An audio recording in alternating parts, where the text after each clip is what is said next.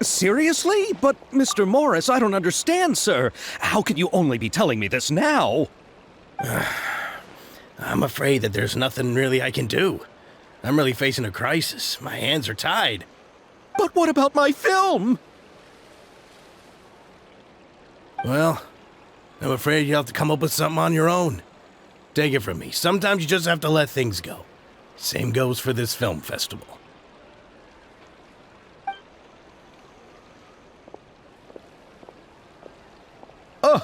Oh. Hey, isn't that Xavier?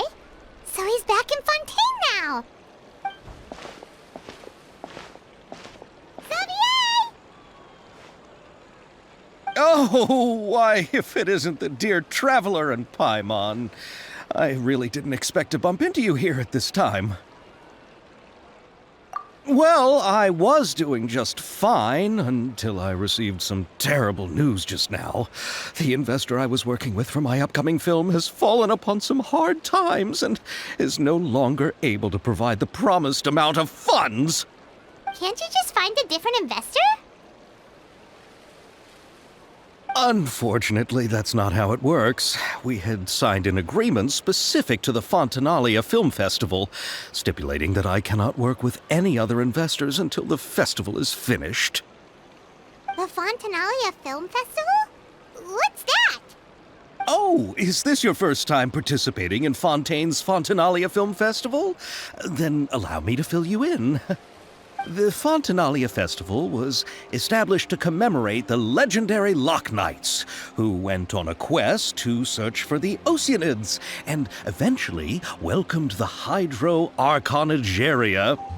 The holiday is deeply connected to the founding of Fontaine, as well as its unique laws and trials. It's one of the most important festivals for this nation. But what's with that weird expression on your face? It's like you're trying really hard to remember something. I was just trying to recall the exact description from the books, in order to avoid any unnecessary arguments over semantics. I usually try to recite things straight from the source. Well, either way, Paimon thinks she gets it now. It's just like the Windbloom Festival in Mondstadt, and the Lantern Rite in Lille. Yes, those are festivals of a similar variety. Who doesn't like a good festival? And just like those of other nations, Fontaine will hold a plethora of events around this time each year. To commemorate the Loch Knights, people will imitate them by putting on special costumes, raising golden cups, and going door to door asking for pure water. But a few years ago, Lady Farina started to find the whole idea a little drab, and so decided to change the part about pure water to sweets. That really doesn't surprise Paimon at all. The whole thing seems more akin to a carnival now, and it's quite popular among the kids.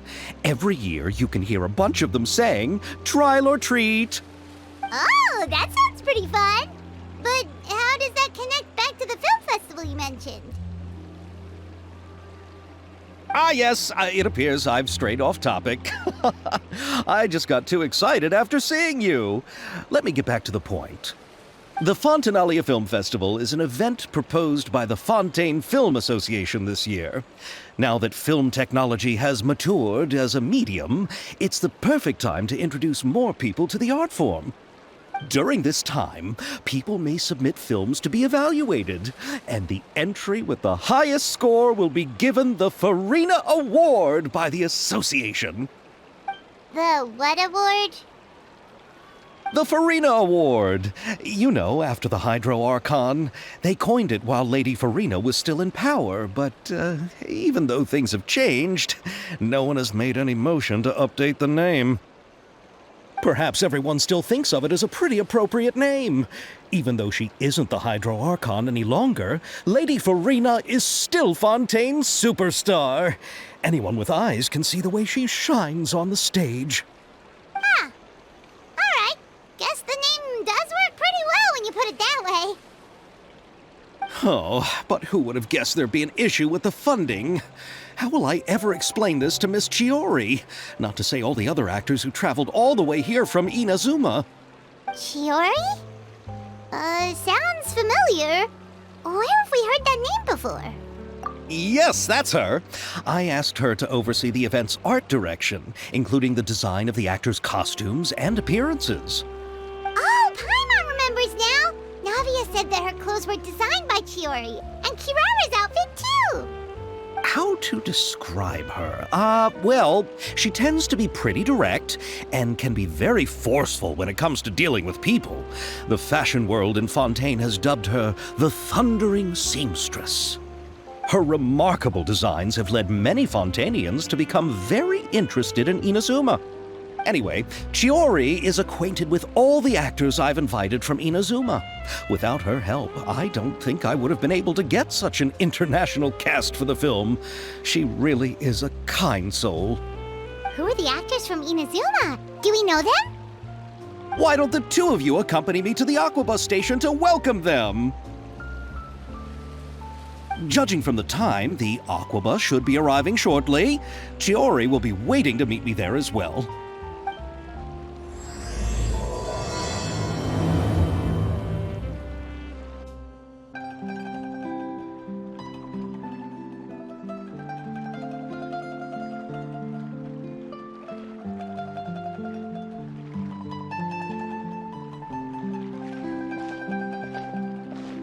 Miss Chiori? Your talk with the investor sure went fast. The Aquabus hasn't even arrived yet. Oh? And who are they? Allow me to introduce you. This is the Traveler and Paimon. Pleased to meet you. Likewise! We've heard the owner of Chioriya Boutique is a skilled seamstress, so it's a real pleasure to finally meet you in person. Why, thank you. I strove to create an outfit that matched her high social station as the demoiselle. So tell me, what happened? I can tell the conversation didn't go quite as expected. Well, it's like this.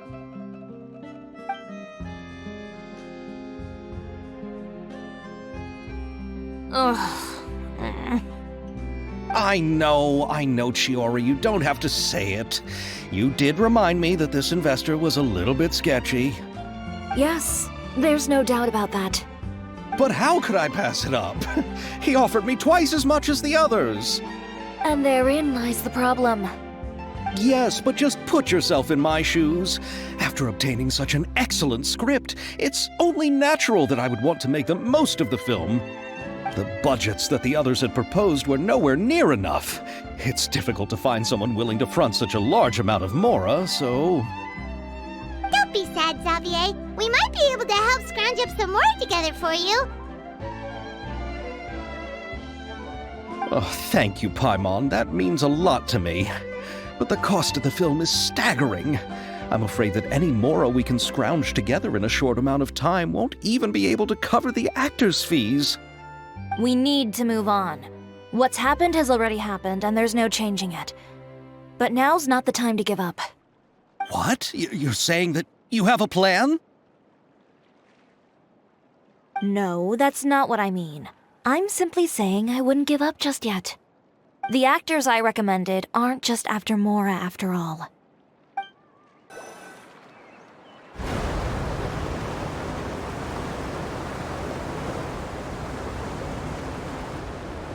Really? Then where do you live? We Malazines live in Marcy Village. The only way to enter is from underwater. Oh, you must be pretty tired after work every day, right? I mean, you have to swim all that way just to go home. We are so thoughtful. But some Malazines choose to live in the court of Fontaine because it's so much more convenient. This is our stop. Oh, we've arrived, but I haven't even finished chatting with Abel yet. I also enjoyed Aval's introductions to Fontaine along the way. Everything you described was so clear and detailed that we can't help but want to hear more. Thank you so much. I'm usually working here on this Aquabus, so I hope I'll have the chance to see you again. There are still many more places I'd like to introduce to you.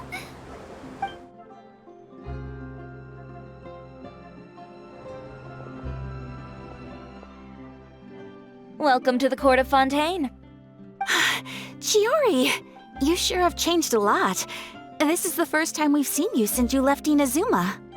I haven't realized it's been so long. I was in such a rush when I left that I didn't even get to say goodbye. Thank you for extending the invitation, Mr. Xavier. I'm looking forward to a fruitful trip here in Fontaine. It's an honor to have the head of the Kamisato clan visit us. So they're who you meant when you said you had actors coming from Inazuma? Oh? It's the Traveler and Paimon. Wow, what a coincidence! Ayaka and I were just talking about you on the way here. Are you also here for the film? We just ran into Xavier earlier and came over with him. But I'm not an actress. Sir Kamisato and Lady Ayaka are the real actors here.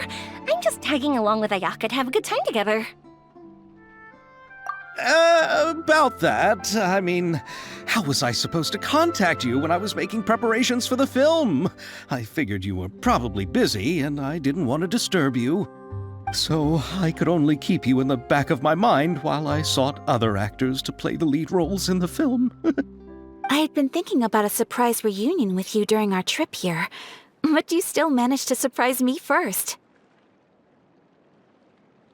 Oh, so you all know each other already! My, what a coincidence! What are the chances everyone could be brought together here like this? Why don't we go to Hotel de Boer and catch up over a meal? I've already made a reservation. Huh? Did you reserve 2 spots for us too? Yes, of course, of course. I'll be sure to tell the boss to serve a few more delicious dishes just to make sure there'll be enough food. Very well. Then please, kindly lead the way, Mr. Xavier.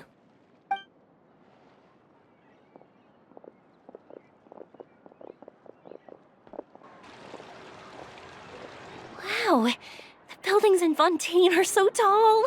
Just look at how big they are. And there's the fountain that Aval mentioned earlier. It really is a magnificent sight. And look at that huge spinning sphere. Where does it get its power? Wait a sec! Could it be one of those clockwork mecha we've heard so much about? So this is what food from Fontaine is like. It sure is different from what we have in Inazuma. How should I describe it? It seems like you have to go through a lot more steps to make them. And the flavor has many layers too.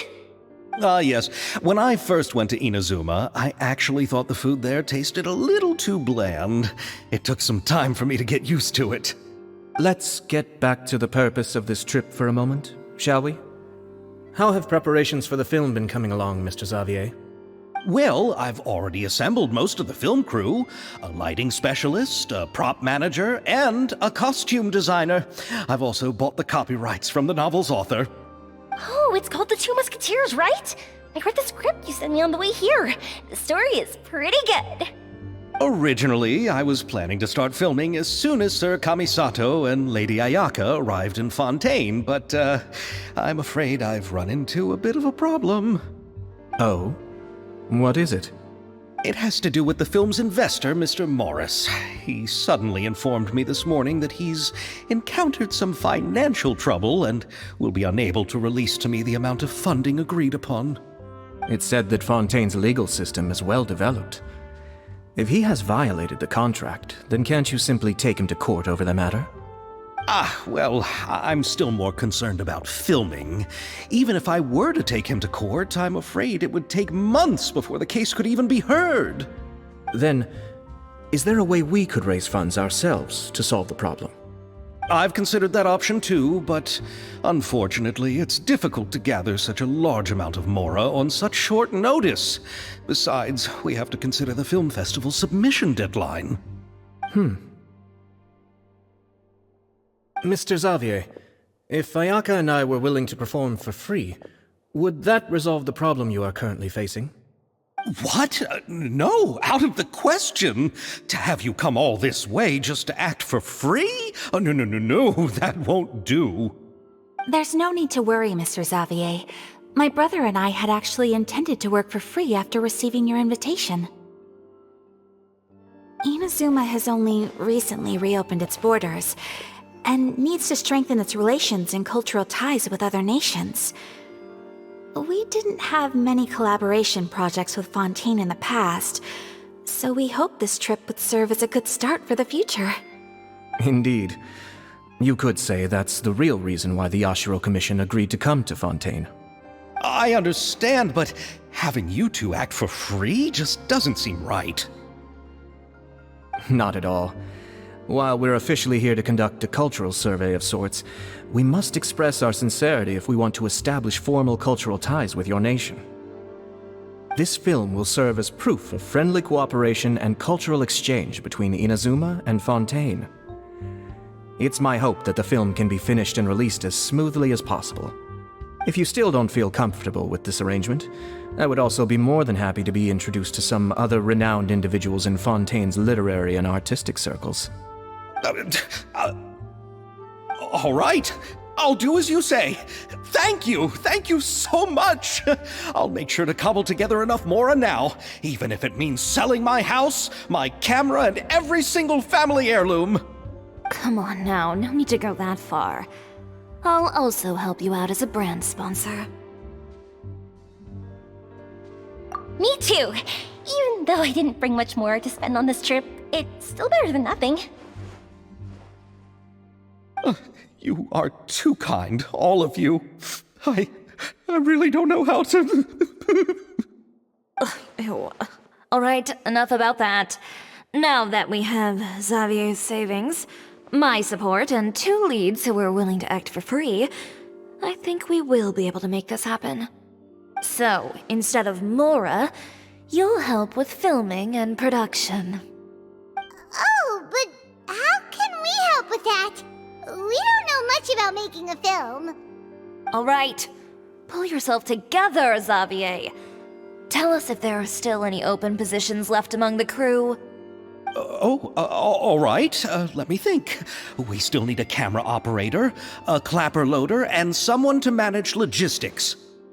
I originally wanted to personally serve as director, but I've been too busy working as the producer. So the positions of director and director's assistant will also need to be filled. Paimon knows what the director and the logistics support person do, but what's a clapper loader? The clapper loader is responsible for using the clapper board to record and organize the information of each shot when the camera operator begins shooting. The work requires both patience and careful attention to detail. A clapper board? Oh, you mean the thing they hold that goes clap whenever they start filming? Yes, that's right. Are you interested in that job? For sure! Paimon's always wanted to try that! Alright, then you'll be our clapper loader.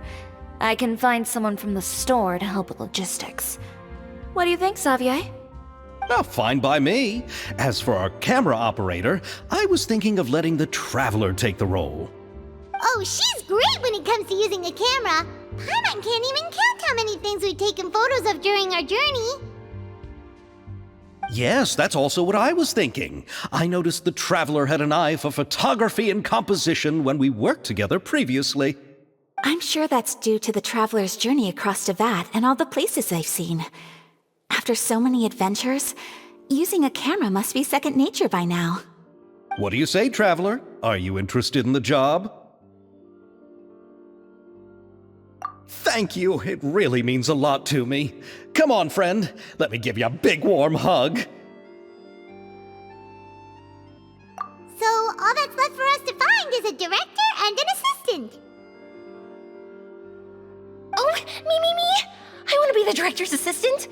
All we need to do is help the director, right? I can handle that. All right, then all we need is a director. Oh, all the well-known directors in Fontaine are probably also busy working on their own films these days. I'm not sure who will have time to help. Oh, Farina helped out a theater troupe recently by serving as an artistic consultant. She could be a good director, right? Besides, it's not like she has anything else to do right now. Farina? Do you really think Lady Farina would be willing to help us with our humble project? Isn't that the name of Fontaine's Hydro Archon? My brother has already informed me about what happened here in Fontaine. Yep, that's her. She helped out a theater troupe not ago, and now she's taking up work as a director. Well, I saw that musical. Her performance was perfect, and the storyboards were also excellent. Don't let her former identity intimidate you.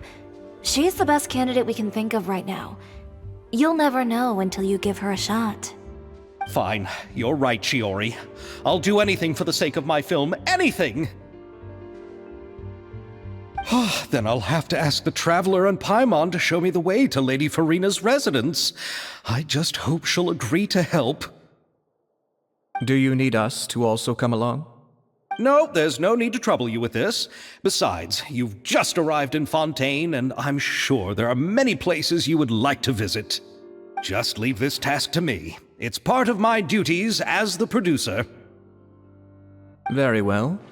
Then we'll be waiting to hear the good news. I'll go with you. By the way, you might want to consider bringing a gift. And don't worry, we won't simply drop you off at Farina's place. We know Farina pretty well by now, so having some familiar faces there should help your chances. Besides, the whole thing was our idea in the first place. All right, then I'll start making preparations. As for the gift... A gift for someone who was once seen as the Hydro Oricon. I wonder what she would like. I recall that Lady Farina once fancied a clockwork ring, so perhaps I should get another exquisite clockwork contraption for her. Huh? Can't we just bring some desserts, like the Fontinalia mousse? But wouldn't that be a little too cheap? She does like desserts, though. Isn't the Fontinalia festival happening right now? I heard Abel tell us on the Aquabus that Farina introduced the tradition of going door to door and asking for sweets. To do something like that, she must have a real sweet tooth. I agree with Yoimiya. If the gift is too fancy, it might actually make her feel more uncomfortable. Alright then, let's go buy some Fontinalia mousse.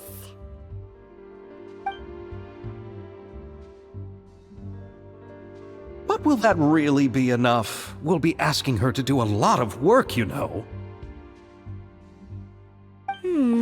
You're right.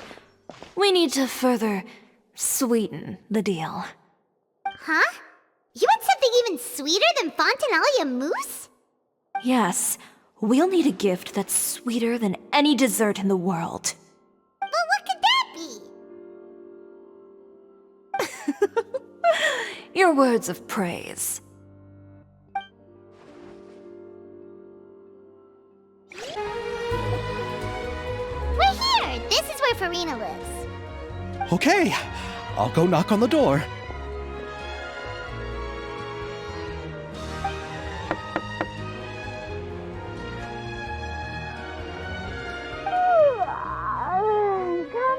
Coming.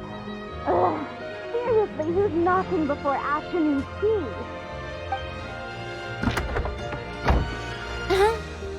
Who are you? Lady Farina, please allow me to introduce myself. I am Xavier, a film director. Hello. Oh, is that the Traveler and Paimon I see behind you? And who's this? I'm Chiori. Ah, the one from Chioria Boutique. Hello. So, what are you all doing here? Do you need something? Did you just get up, Farina? It's already past noon, you know. Huh?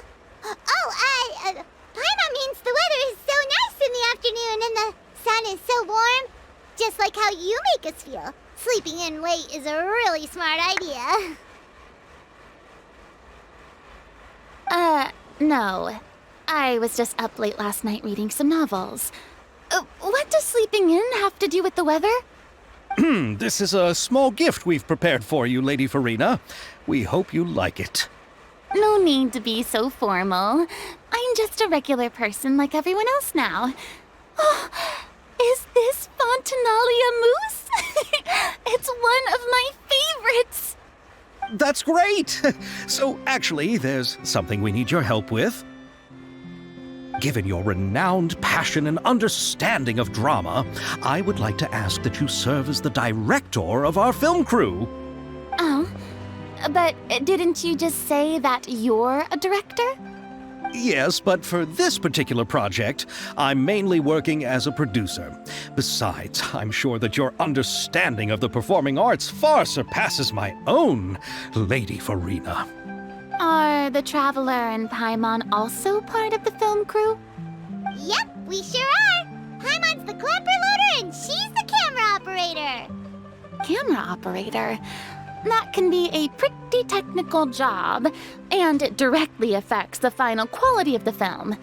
Are you really up to it? No, I'm not questioning your abilities. It's just that I've never really seen you use a camera before. Maybe you can come up with a test for the Traveler and see for yourself. If she can satisfy you with her camera skills, then you'd have nothing to worry about and can join the team. What do you say? You sure are getting better at rolling with the situation, Paimon.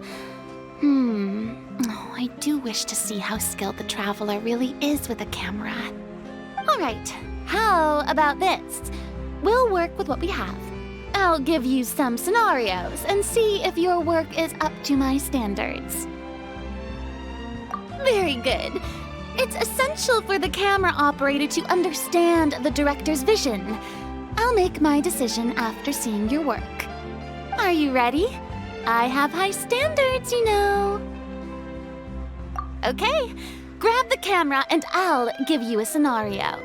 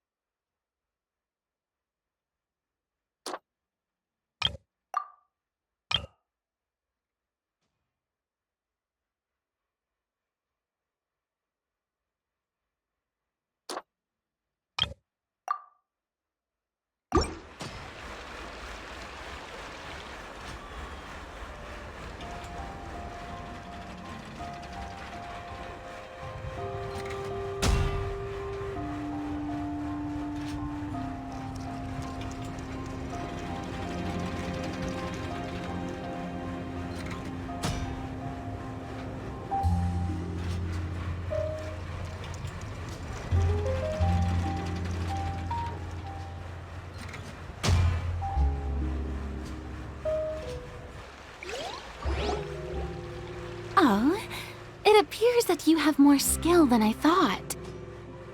All the shots had a great composition, and I could really feel a connection to the characters and their lines. Yeah! Does that mean you agree to be our director, Farina? Did you think I would agree just like that? After our performance of The Little Oceanid, I've begun to make a name for myself again, you know. In fact, I've already had several troops approach me for the Fontanalia Film Festival. Unfortunately, the scripts were all pretty boring and didn't pique my interest. If others were to find out I agreed to work with you so easily, then, well... Hey, but didn't we have a deal? What else do we need to do to convince you, Farina? Well, what about the pay? Huh? You know, how much you're willing to pay me to be the director? The pay is also an important factor for me to consider, you know. Well, I can offer you this much. What? That's all? If Nervilet were to hear of this, he could charge you with underpaying your labor. I'm sorry, but our crew is in a tight financial spot at the moment. I see.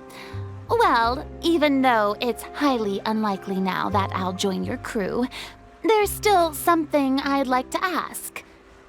Exactly what film are you planning to make? Oh, our script is an adaptation of The Two Musketeers. Huh? Wait, you mean the suspense thriller novel that was a #1 bestseller? Oh, so Farina's read it too. Of course I read it. I've always had a keen interest in artistic works that strike a chord with the populace. I see. It all makes sense now. You must have used most of the budget to pay for the copyright. Not really. The novel's author transferred the copyright to me practically for free once he heard that I wanted to make a film adaptation of the story. The lack of budget is due to another issue. He probably just wants to get his name out there. So, Mora isn't the most important thing to him right now. It reminds me of a delivery courier who wears one of my designs while traveling all across Teyvat. I didn't charge her much for the outfit either. The exposure she provides for my brand is well worth it. So, are you a big fan of this story, Farina? Well, it's alright. The pacing of the story is good, but the character relationships could use some work. When I was reading it before, I always felt like some things were left on a rather unsatisfactory note. I have high standards, you know. Ahem, Mr. Xavier, if, hypothetically speaking, I agree to be the director, how much freedom would I have in terms of script revisions and creative interpretation? As much freedom as you would need. I wouldn't dare doubt the tastes of Fontaine's greatest star. Good. Then I'm free to alter the script as I see fit? Absolutely no problem. All right. It seems that your crew really can't go on without my care and direction. So, you agree? Yes, I agree. Although the pay is well below what someone of my caliber deserves. A great script calls for a great director. I mustn't let a perfectly good story be ruined due to lack of funds. If you have fine cheese and bread, you wouldn't just let it sit on the counter and get moldy just because you lack an oven, right? Oh, Hydro Archon above! I'm not dreaming, am I? Somebody pinch me. There's no more Hydro Archon, you know. And it's still a little early to celebrate.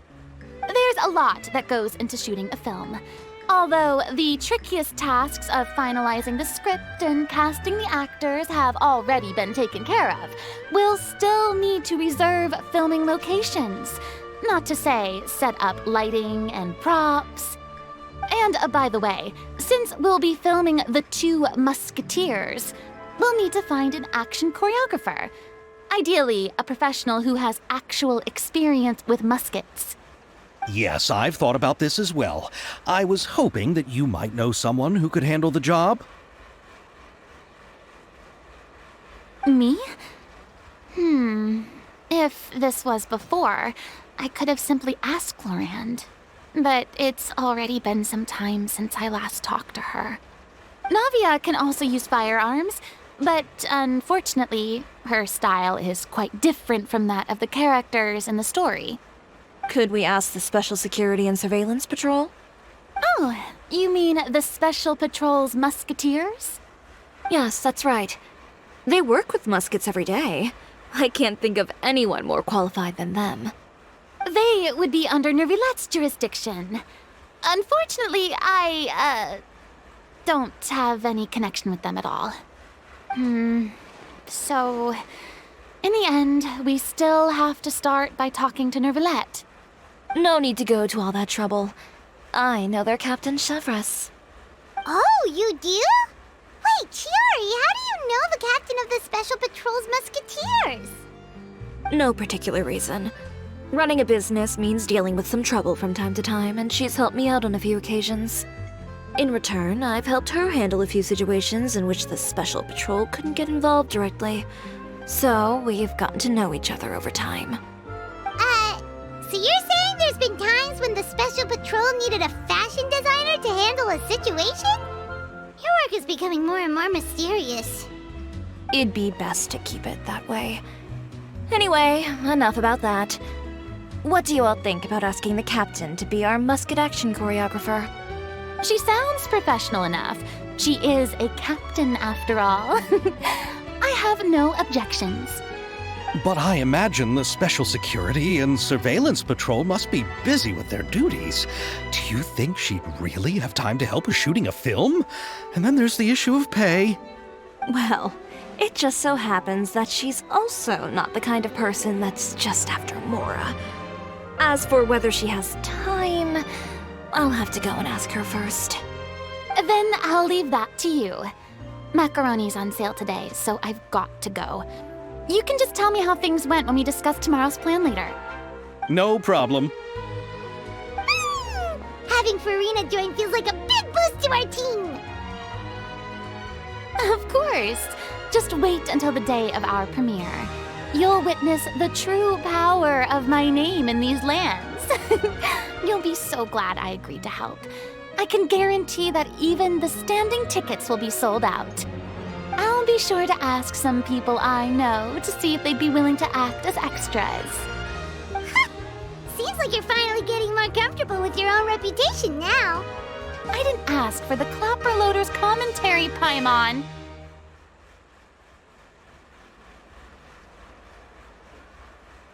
Then let's get going. I happen to know where Chevreuse is today. By the way, I'm curious. If my pay is so low, then what about our two lead actors? Didn't they travel here all the way from Inazuma? Actually, they told us that they see the trip as part of a cultural exchange, so they didn't ask for any pay. What? So is every person in Tevat who doesn't want money gathered here to shoot this film? Don't tell me Chiori isn't being paid either. I already knew Xavier from before, and he's also agreed to give my brand some good exposure. It seems the gods have really smiled upon you, Xavier. And that certainly doesn't include me, mind you.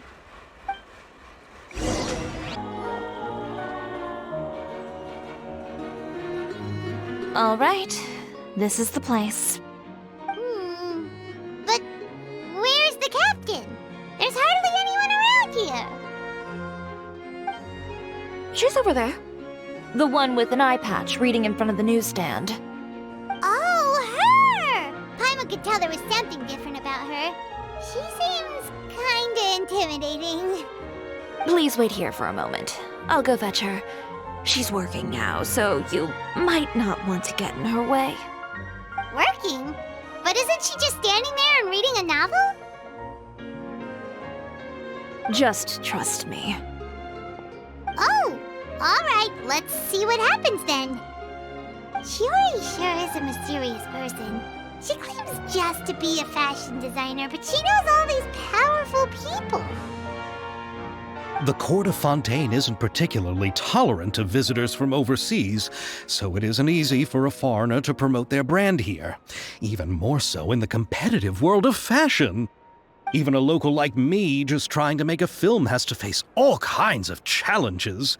So I can only imagine what Chiori has been through to get where she is today. I'm sure that having more connections has definitely worked in her favor. Reading on the job? Detective novel. One main character? No. Multiple. Branching storylines. I see. How's the plot coming along? One of the main characters is about to make a choice that will affect the rest of his life. I'd wager he's going to make the wrong choice. Any way to speed things up? There's something I need your help with. You know that doesn't depend on me. It all comes down to what the character chooses. Which is exactly why I'm here to help.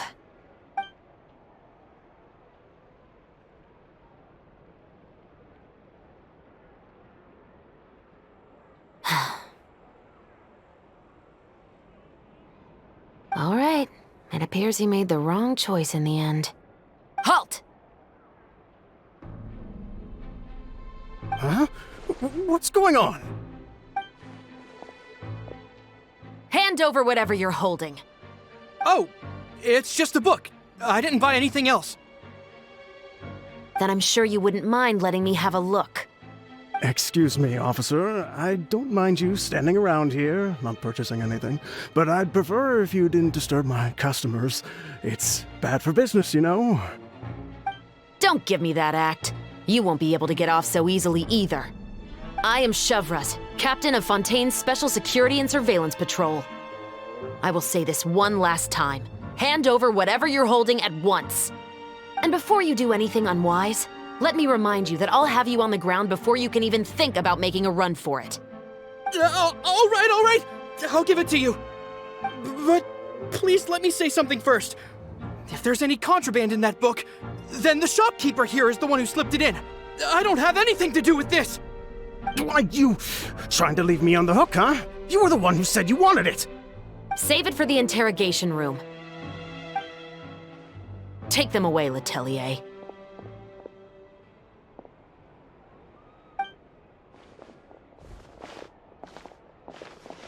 What's going on here? 1 second you're reading a book and the next you're escorting people away!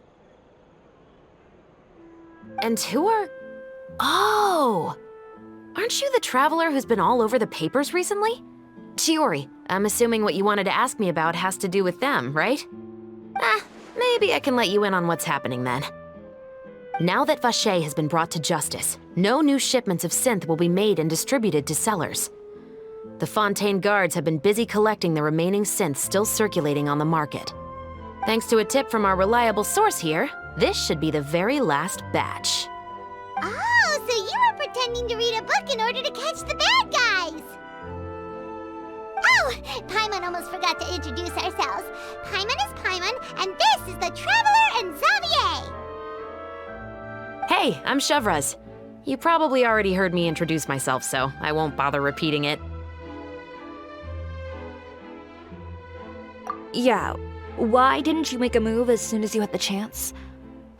Were you worried that my intel wasn't accurate?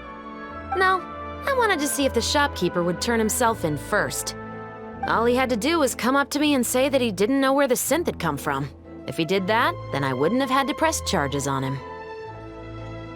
He had the whole day to turn the synth over to Shavraz. But instead, the moment I came up and blocked Shavraz's line of sight, he took the opportunity to sell it off. Yep, he made the wrong choice, even though the right choice was right there in front of him. But you knew they wouldn't make the right choice.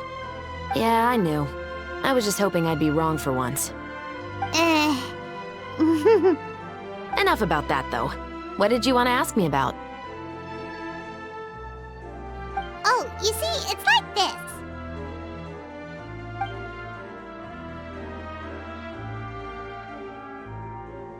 The Two Musketeers. You certainly have a good eye for a story. So what do you need me to do? Just be the action choreographer for the actors? Yes, that's right. I want to make sure we get all the details right. I want the actor's posture and understanding of firearms to be as realistic as possible. However, I'm afraid this work will require a bit of your time, since you'll have to be present whenever we're filming. Also, as for the pay... No need to say any more. I'll join. Huh? Just like that?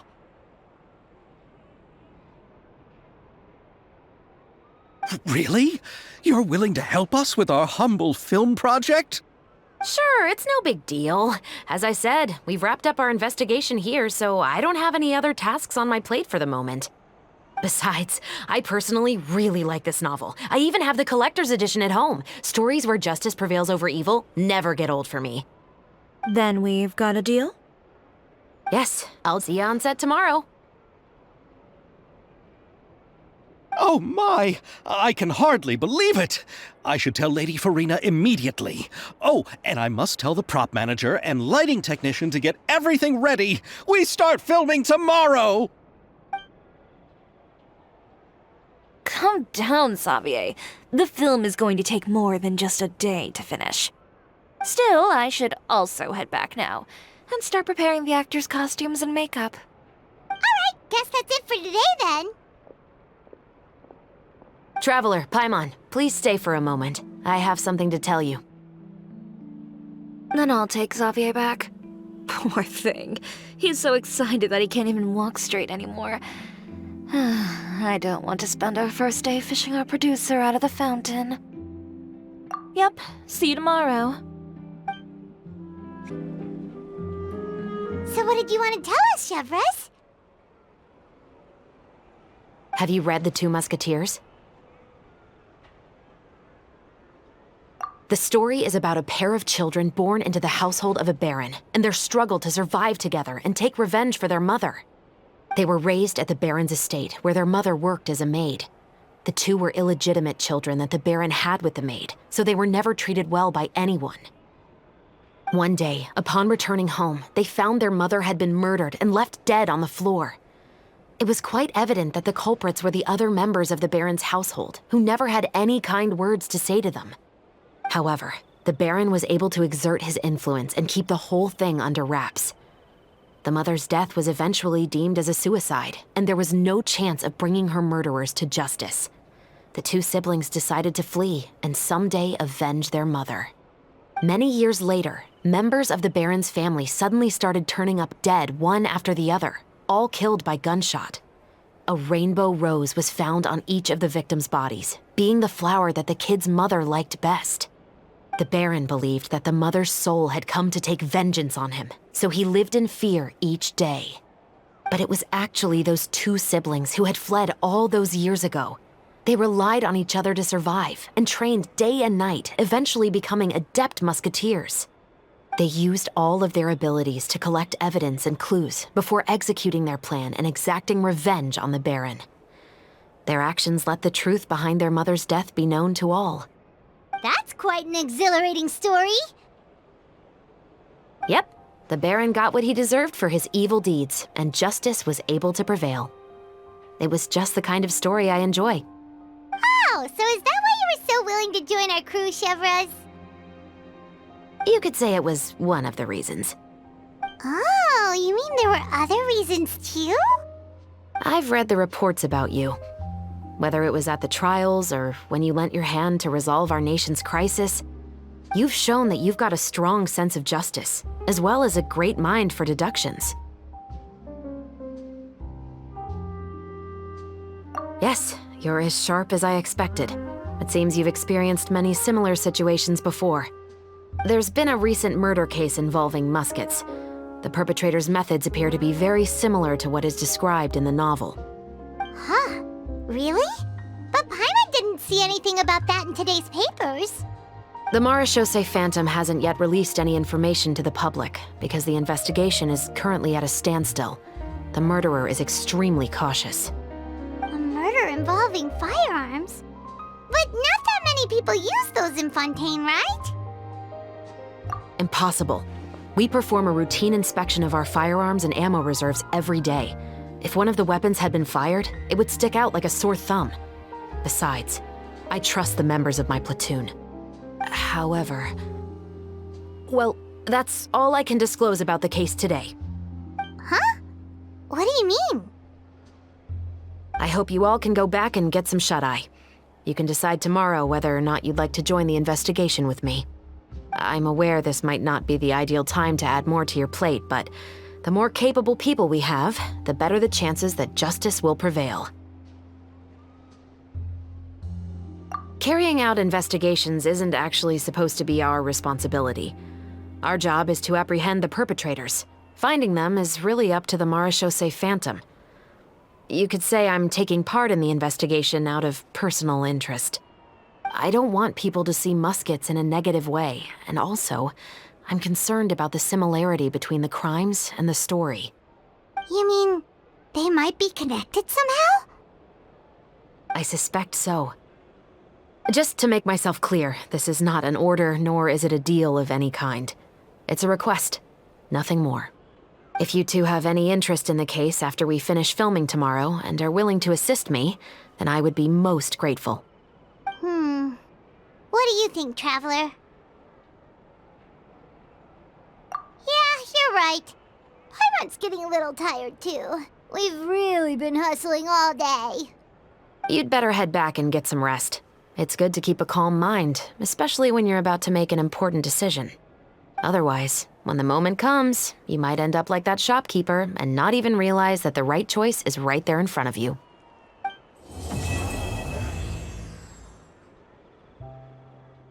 Ayaka! Yoimiya! You're already here! Good morning. Xavier said yesterday afternoon went well. Yeah, and how about you, Ayaka? What were you up to yesterday? After we split up, Ayato went to see Udex Nervillette at the Palais Marmonia. I was originally thinking of going with him, but he said he could manage it himself. He told me to go see the sights around Fontaine and to enjoy the local culture. So I rode the aqua bus with Yoimiya and visited the Opera House on Aranias Island. Yeah, you wouldn't believe what we saw there! 2 mechanical puppets that were dancing together! You've already seen them, right? Yeah, those two! Amazing, aren't they? We sat and watched for quite a while. It was mesmerizing. Like we could keep watching them forever. Oh, it was the same for us the first time we saw them, too! Afterwards, we went swimming at the beach! Well, diving, to be exact. It was the first time I ever breathed underwater! I held Ayaka's hand and we counted down together. 3, 2, 1, and then splash! We were beneath the waves. At first, I didn't dare to open my mouth. But once I couldn't hold my breath any longer, I decided to take a big breath in. Turns out the water wasn't as salty as I imagined. It didn't really taste like anything at all. Before I knew it, I was breathing like normal down there. It was an amazing feeling. Ayaka said I was too nervous and needed to loosen my grip. She got used to everything way faster than I did. I knew that the Traveler could do it, so I had no doubt we could do it too. That helped me feel at ease as soon as we dove in. The underwater world in Fontaine truly is beautiful. I love seeing the romaritime flowers blossoming underwater, like little candles lighting up the streets at night. Yeah, and there were so many creatures that we've never seen in Inazuma. Like those fish that shimmer like a sword blade. Whoosh! Oh, and those big fish that call when they see people. Ooh. Oh, you mean Hunter's Rays and Blubber Beasts. I just love the name Blubber Beast. Just wait till Pops and the others hear about this. They probably won't believe a word I say. Yoimiya was down there for quite a while. It was dark before we finally rode the aqua bus back to the city. I figured she'd want to sleep in today. Yeah, even I was worried that I wouldn't be able to get up. I still felt like I was drifting in the waves when I went to sleep last night. But as soon as I woke up today, I remembered that we'd all be shooting a film together, and I was ready to go. Speaking of the film, where's everybody else? My brother and Xavier were speaking to the restaurant owner about using the place as a filming location. They should be here soon. As for the others, We're here. Please excuse my tardiness. I just finished the Special Patrol's 6-mile morning jog. Wait, 6 miles? I'm so tired. I heard you all chatting, so I decided to come down. I sure could use some of that endless energy everyone else has. good morning, everyone. Boarding. Can someone fetch me a cup of coffee? More milk, hold the sugar. Sure, I'd be happy to do that for you. No, you can't go anywhere. Please, have a seat over here so I can get started on your makeup. The last thing I want is coffee stains on my costumes. I can get the coffee. It's the perfect job for an assistant.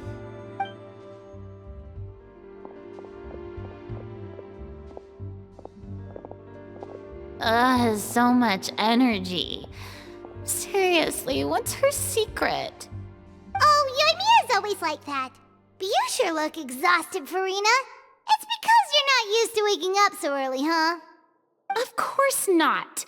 I spent the whole night reading the novel from cover to cover, marking sections that either need to be omitted or adapted.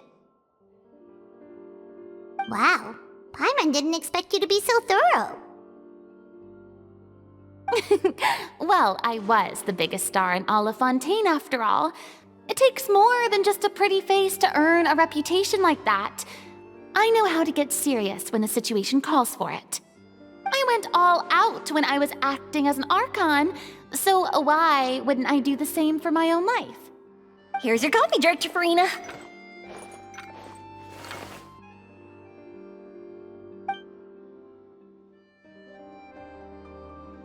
Oh, thank you. The sound of being called director and the aroma of coffee feels almost as refreshing as hearing the birds chirping in the morning. Ah, it seems everyone has managed to arrive on time. We've reached an agreement with the restaurant owner. We are free to use the second floor to shoot our film. Really? That's great! He is really looking forward to our film, and hopes that providing his restaurant as a filming location will attract more customers. Well then, Mr. Xavier, I'll leave the rest to you. Okay, thanks. First, I'd like to introduce our new members. This is our prop manager, Veronique. She'll be in charge of all the film's props and items. And this is Bonneau, our lighting technician. He'll be in charge of lighting and illumination to set up each scene's atmosphere. Wow, sure feels like we have some real professionals joining the crew now. First of all, please allow me to first express my sincerest gratitude to everyone in the crew. When my investor informed me yesterday that he wouldn't be able to provide the funds, I really thought that this was the nail in the coffin for this film. I had no idea that I'd find so many people willing to help me on such short notice. Thank you. Thank you all from the bottom of my heart. No need to be so cordial, Mr. Xavier. We're all honored to be a part of this. Your works made a profound impression on me when I saw them back in Inazuma. I am sure that someday, this film will be remembered as a prime example of cultural exchange between Fontaine and Inazuma. Yes, the story is the reason I agreed to join. I can't bear to even imagine what this film would look like without the very best director. Anyway, I would like to make a promise to everyone that as the producer of this film, I'll do whatever I can to ensure that everything goes as smoothly as possible. This is not just my film. It also embodies the thoughts and feelings of every person here, as well as the endless effort we are about to pour into it. So, without further ado, The Two Musketeers will officially begin filming now! You may take it from here, Director Furina. All right, listen up, everyone.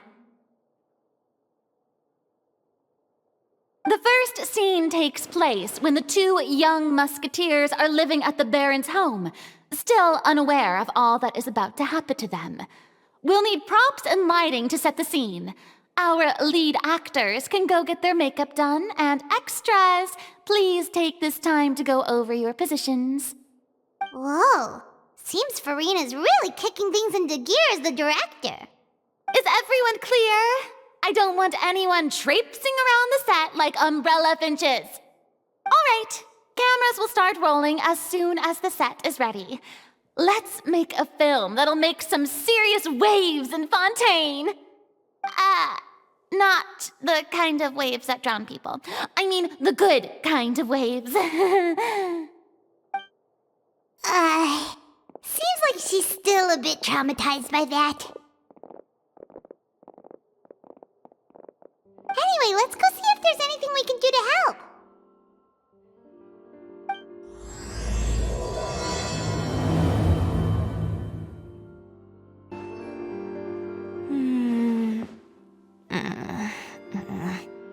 Ayaka has mentioned you to me before. She said that you two were great friends when you were kids. No talking. I'm thinking about how to do your eyeshadow. Ah, yes. To help me really look the part. To achieve a more young and naive look for this scene. Are you saying the wrinkles around my eyes are too deep? You just have too much of a calculating look in your eyes. You sure don't mince your words. It seems you really haven't changed much. Quiet.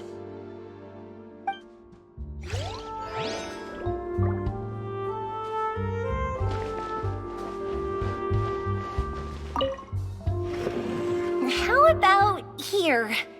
A little more to the left. You got it. Hey, Yoimiya, do you need a hand? No, I'm fine. You know, doing the lighting is kind of like designing a fireworks show. It's interesting to imagine what kind of atmosphere the lights will create. I heard that the Traveler will be operating the camera and Paimon will be the clapper loader, right? Those roles are just perfect for the two of you. Really? Is that because it'll be easy for Paimon to hold the clapperboard while flying? Well, sure, there's that, but that's not exactly what I meant. I just think that after all your journeys together, you two must have developed a super close bond and just naturally know how to work with each other. If I'm not mistaken, the director will want the cameras rolling as soon as the clapperboard goes clack. Oh, I see. It's amazing to see the magic behind filmmaking. Yoimiya, we need lights over there, too. Oh, on it! I've got to get back to work. Chat with you later. Oh, it's exciting to see so many people working together to bring the film to life. Seems like Yoimiya's really getting into it. But she was right. We do have a super close bond, don't we? Paimon's really happy to hear that.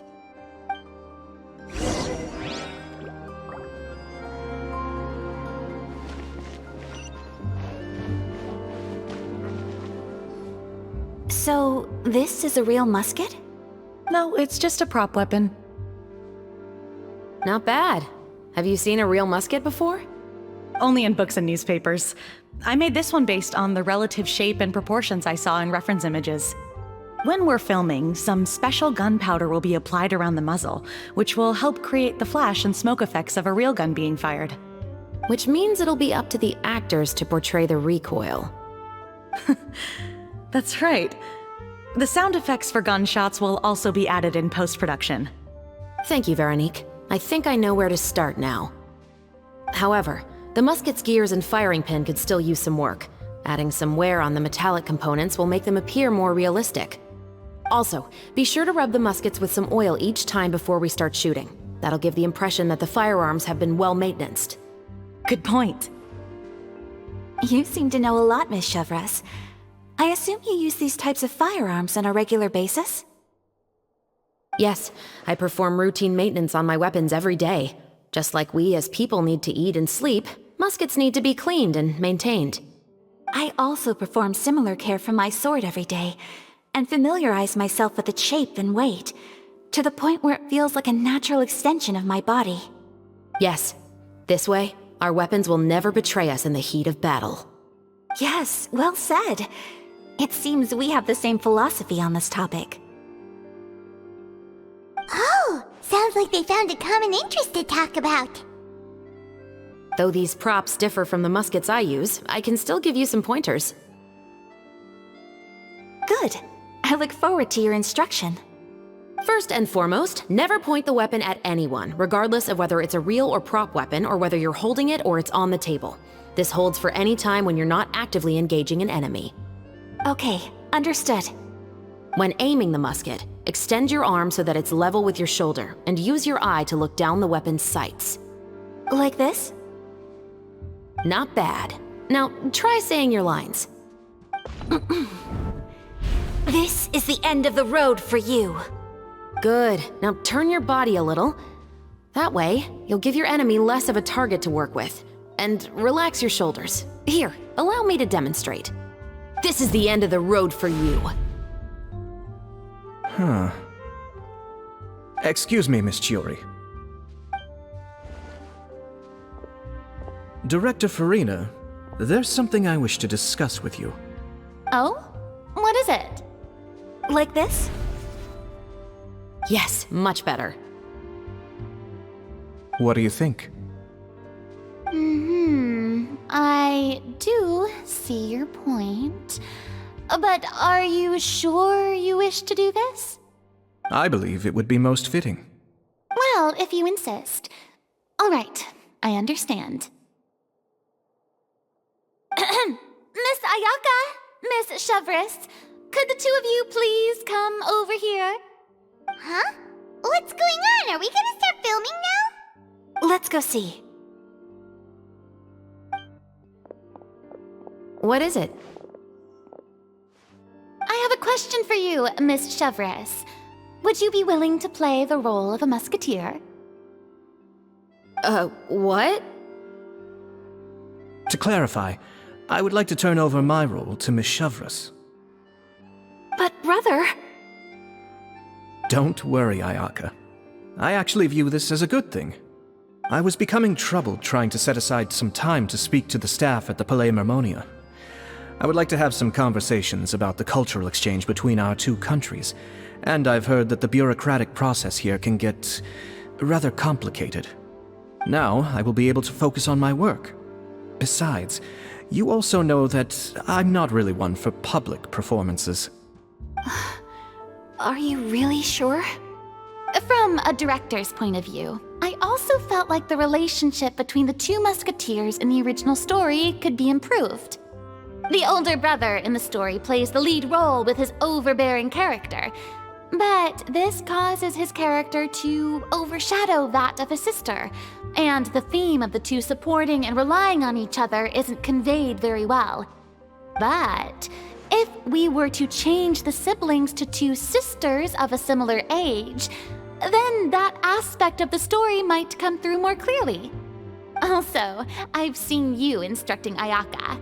That cold and dignified personality is exactly what we need for the older musketeer. Of course, even with all these insights, the decision should still be made by Miss Chevres. Chevres mentioned that she really likes the story, right?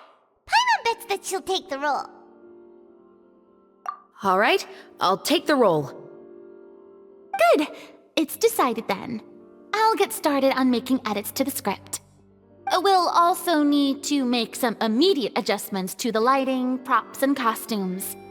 I have a feeling that our adaptation will be even better than the original story. You're doing a great favor for me, Miss Chevres.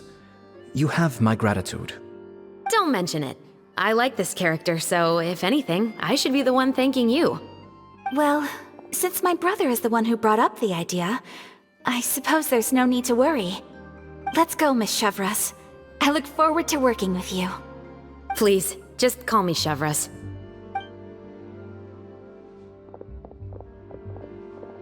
Seems like you're really going out of your way to solve the problem I was having with your makeup. Surely you jest, Chiori. I assure you that I was mostly motivated by a desire to spend more time on formal business. Oh, come on. You really think I'd buy that? According to what I've heard from Ayaka, her brother is someone who can juggle 10 different matters at the same time. I'm sure you have other reasons for backing out. Perhaps. Ayaka always said she wanted to go out and see more of the world just like the Traveler. But I feel that she needs not only to see other nations, but also to make some different kinds of friends. I think it would be harder for her to make new connections with me constantly by her side. I would like to give her some space. Alright, go on. Spoil her some more. Ayato! It's too bad you're stepping down from the role. Paimon really wanted to see you act as a musketeer. No need to poke fun at me. I'd wager that you also felt that I wasn't the best candidate for the role. It's a little hard for Paimon to imagine you saying those lines. Yes, I've made an appointment to meet some people from the Palais Mermonia. Now, I will have some more time to prepare. Traveler, get the camera ready. Paimon, get the clapperboard! Actors, to your positions! We're about to start shooting the first scene. Go on now. And please take good care of Ayaka. Yep, don't worry. Thank you. I look forward to seeing the film when it's finished. All right, now that we're all here, let me help set the scene for everyone. The first scene takes place when our two main characters are still living at the Baron's estate. They've been ostracized and verbally abused by others in the household, but they still have no idea why. We want to capture how naive and innocent they are, despite their pain. Chevres will be playing the role of the older sister, Tulip, and Ayaka will be the younger sister, Iris. Be sure to get close-ups of the main characters at the right moment. Silence on the set! Lights, camera, action! Let's go! Tulip, Mother's been out for quite a while now. Perhaps she went to pick some flowers on the way home. You know how she loves flowers. Iris, Tulip! I'm home! Mother! You were out for so long, we were beginning to worry about you. I'm sorry, but I'm back now, safe and sound. Here, I brought your favorite treat, apple turnovers. Mother, what are those bruises on your hand? Huh? What bruises? Oh, I must have bumped into something while I was working yesterday. But I didn't notice them this morning. Then perhaps they're from when I accidentally tripped when I was out just now. By the way, did you have fun playing at home?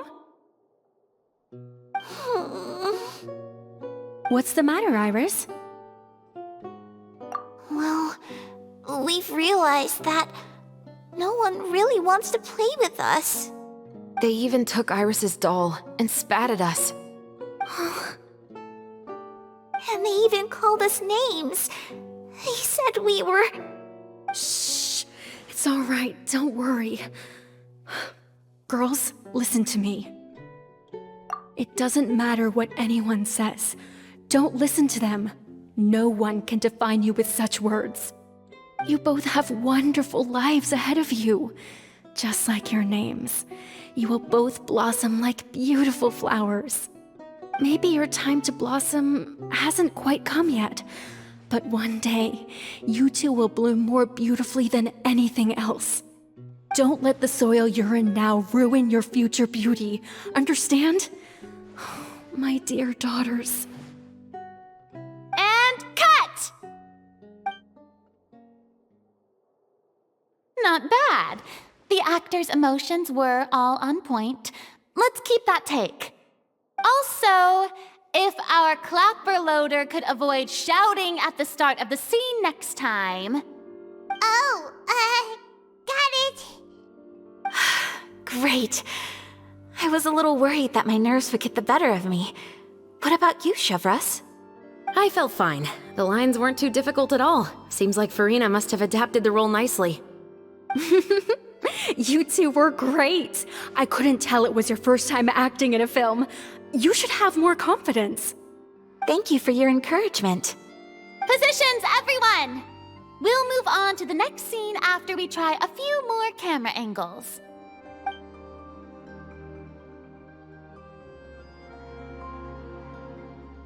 This scene is when our two characters return home, only to discover their mother has been murdered.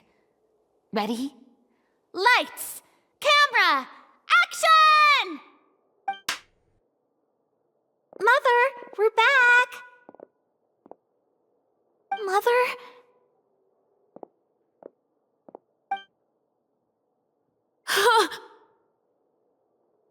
What's wrong, Tulip? Iris, stay away!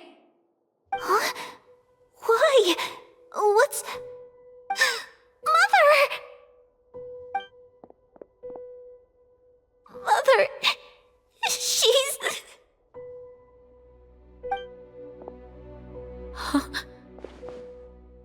There's poison in this cup. Oh, I could have sworn I've seen this kind of cup before. Those aristocrats. They didn't even try to cover up their actions.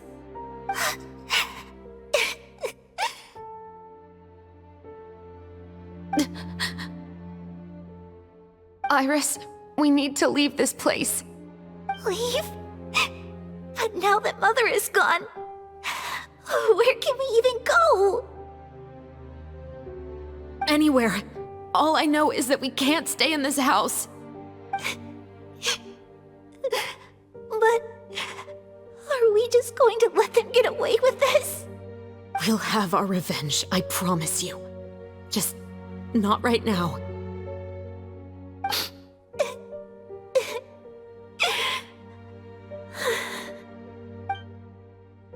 Come on, let's go. No, wait. We can't just leave Mother here like this. At least let me leave this rose with her. That's why we went out in the first place. To buy her this flower. All right. Goodbye, Mother. We'll avenge you. Someday. And cut! Beautiful! Great performance! Oh my, you're so amazing, Ayaka! And were those real tears I saw? How did you do it? I was surprised too. Thank you for the kind compliments. Actually, as soon as Director Farina said action, I told myself not to think about anything. I just felt the weight of the moment and became the character. It's quite similar to practicing the art of the sword. You clear your mind and focus only on what's happening in front of you. Ayaka's performance was amazing. Have I discovered an acting prodigy? Pipe down, everyone! We need to move on to the next scene!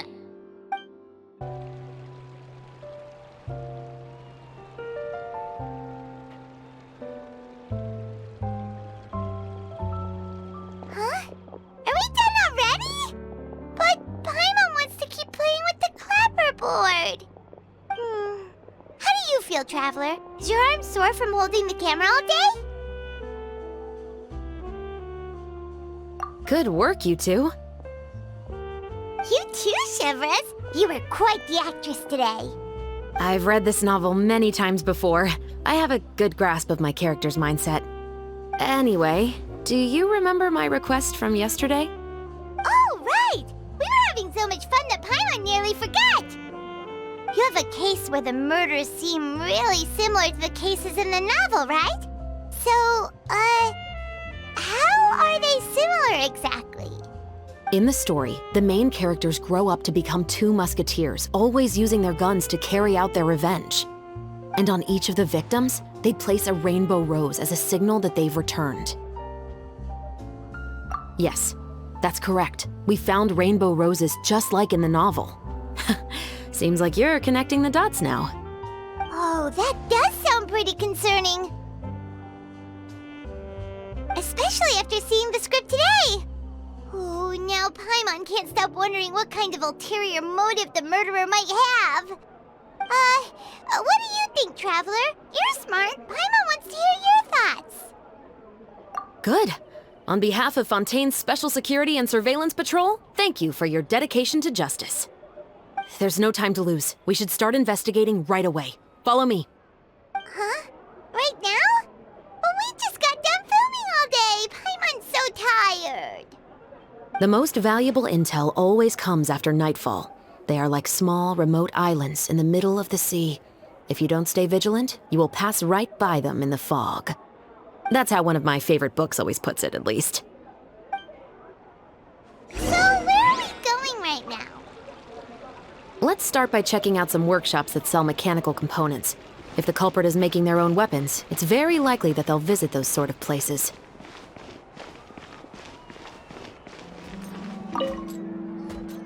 Welcome to Le Show's Clockwork Workshop. How can I help you? Hello, I'd like to know if anyone has purchased some special components lately. Special components? Sorry, could you be more specific? I mean the kind of components that aren't typically used for clockwork toys, but for firearms. Huh? For firearms? No, we don't sell those sort of things here. Don't misunderstand. I'm not here to cause any trouble. We are merely investigating a case, and we're hoping that you could cooperate. Well, to be completely honest, I'm not even sure what kind of components that would entail. Has anyone ever purchased components here as an individual rather than on behalf of an organization? We have a lot of customers who buy toys, but those who buy components are all regular customers who buy in bulk on behalf of their organization. Is that so? I understand. Thank you for your cooperation. You're welcome. It's the least I can do. Oh, hey, Chevres. Run out of oil for your musket again? Hello, Estelle. I want to know if anyone has come to your shop recently to order some firearm components. Oh, is this another case? Let me think. I don't think so. Some people have requested that I make some prop guns for the Fontanalia Film Festival, but I refused all of those requests. Oh? Why's that? Because there's no profit! I only make things here that can do some real heavy lifting. I don't have the energy to make some new molds just for the festival. Then has anybody come specifically looking for mechanical components? Well, I usually sell off my scrap to the Fleuve Cendre. I don't typically give them to one specific person. I understand. Thanks for your cooperation. Don't mention it. Always happy to have the Musketeers' patronage. Seems like we haven't found any leads to go off yet. Yeah, unfortunately. All right, let's head to Fleuve Cendre next. Huh? Are you sure? People might not be so thrilled to see the captain of the special patrol there. You think so, huh? Then I guess you don't know. Huh? Know what? That I grew up in Fleuve Cendre. Hello, I'd like to ask some questions. I don't know anything. Don't worry, I'm not here to arrest anybody. You say that now. It's the truth. Here, take this as my guarantee. Wait, did Paimon just see what she thinks she saw? Is the captain of the special patrol bribing a citizen? Seems you're different from the other guards. What do you want to know? Have you heard anything related to muskets in Fleuve Cendre lately? Anything at all? Muskets, huh? All I know is that about 2 weeks ago, we started hearing some loud noises at night. So loud that it's been waking me up. Were they gunshots? Possibly. It's hard to tell around here. Someone's house collapsing, a pipe exploding somewhere, it's all the same. But the noises I'm talking about definitely happened after I fell asleep. Do you know where the noises were coming from? I don't remember clearly. Is it that you don't remember, or that you need to think about it some more? You tell me. Then please, think about it some more. She's giving her even more moral. The noises came from the end of the Southern Waterway. I came out and had a look for myself when I wasn't sleeping well, but I didn't dare get too close. That's all I know. All right, I'll take your word for it. Thanks for the pâte de fruits.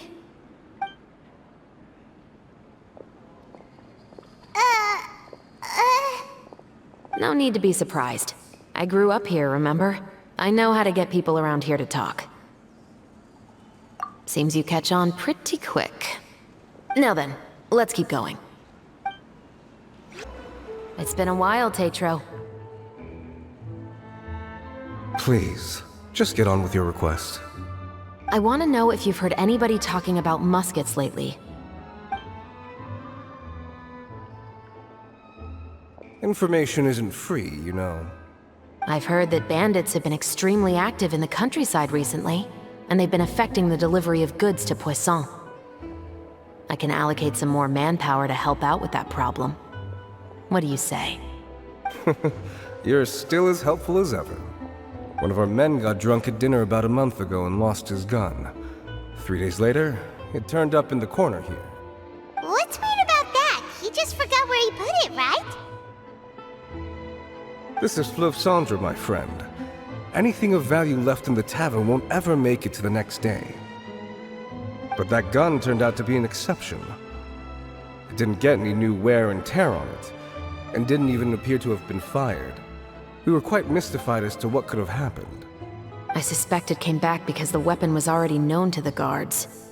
You mean, a criminal was afraid the Marechaussee Phantom would use the shot marks to track them down?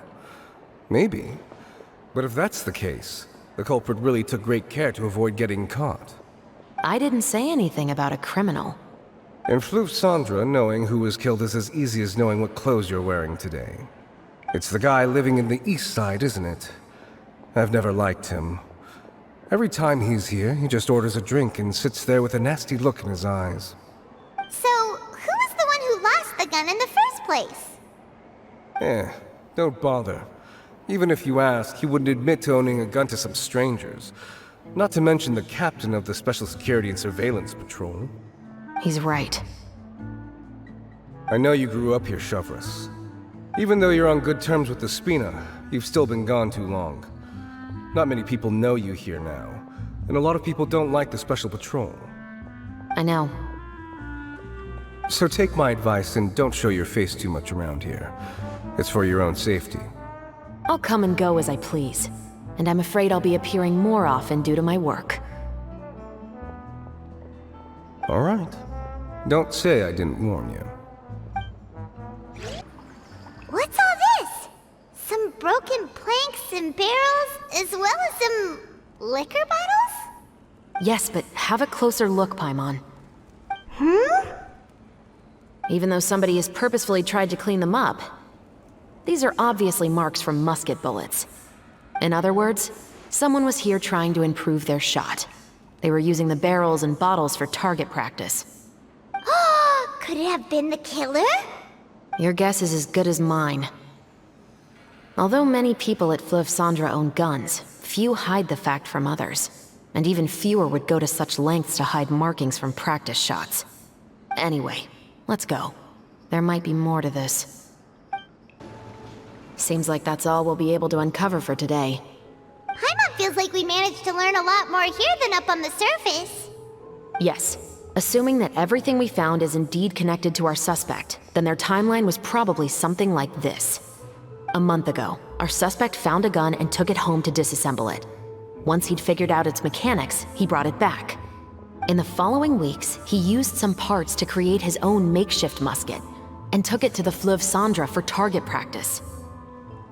Then, a few days ago, he found his target and carried out the murder. Once the deed was done, he left a rainbow rose on the body, just like the scene in the novel. That all makes sense to Paimon, but we're still no closer to figuring out the killer's identity! The deceased was a resident of Fleuve Cendre. It's said that he was a poor, solitary man. Yeah, that's also something I'm trying to figure out. If we are indeed following the novel, and there's a story behind the murder, then this murder should be an act of vengeance. But according to our investigation, the deceased didn't have any enemies. He was no saint, but no one's heard of a rival who hated him enough to shoot him dead, much less care to leave a rose on his body. What message is the killer trying to convey, and to whom exactly? We've thoroughly investigated that possibility. He claims to have spent the whole day at the Opera House on the day of the murder, and the staff there have confirmed his account. Okay, so he has an alibi. Not only that, he lacks a credible motive as well. He has a family of his own, and both of his parents are still alive. I've looked into his records. He was adopted at the age of 6, and all the proper procedures were followed. There are also records of him at an orphanage before then. In the story, the mother of the 2 musketeers was murdered after the children turned 10. Of course, he could have changed the children's ages, but I don't want to assume anything without evidence. More importantly, I've also had a chat with him in person. He didn't seem like the kind of person who would pull the trigger to kill a man. Then, what should we do now? We have a all this new information, but it doesn't help us move forward. Investigations take time. I didn't expect us to catch the culprit in just a single day. How about this? Let's spend the next few days filming with the crew. We can continue the investigation once we're done with the film. I'm sure that given time, new leads will present themselves. Wait, but weren't you saying Intel is like small, remote islands in the middle of the sea just a moment ago? Wouldn't you just miss them if you were to stop looking? Ah, but the book had more than one reference to the islands, Paimon. Oh? What else did it say then? As long as you spend enough time sailing through the fog, you'll eventually come across an island.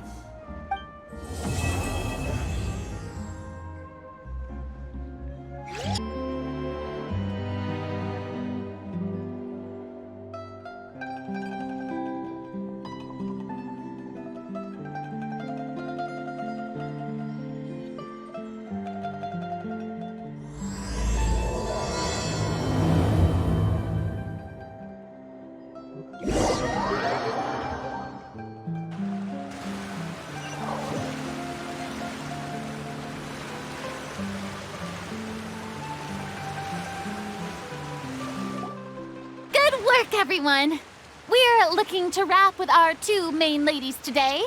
I can already smell our success. What do you mean, looking to wrap? Oh, aren't you the expert now?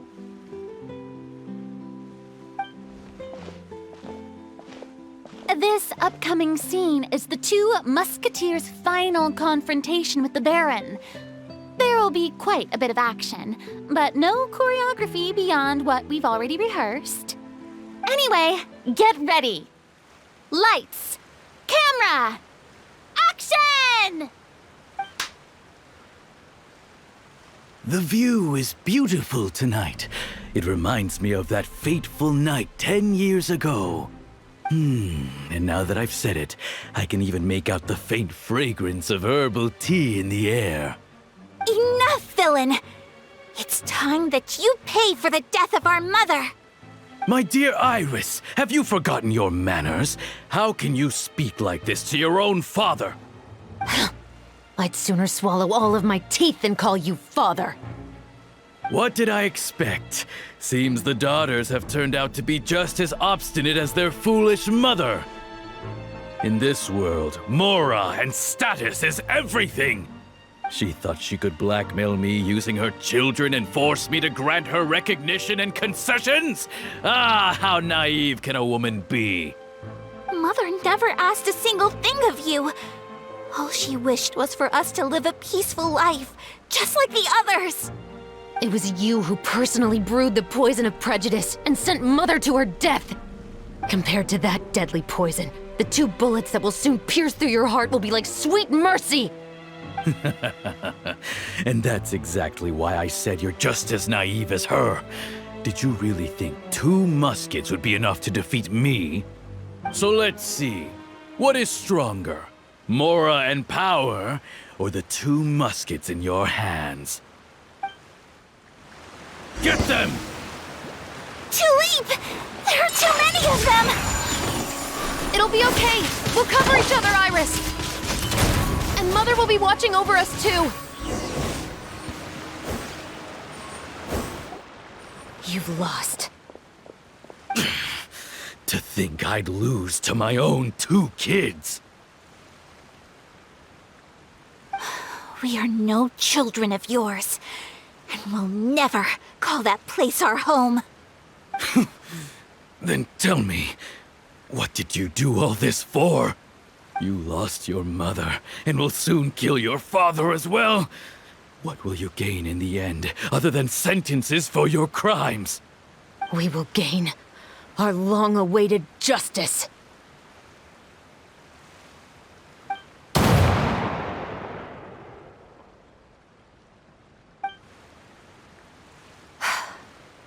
It's over. Finally, it's over.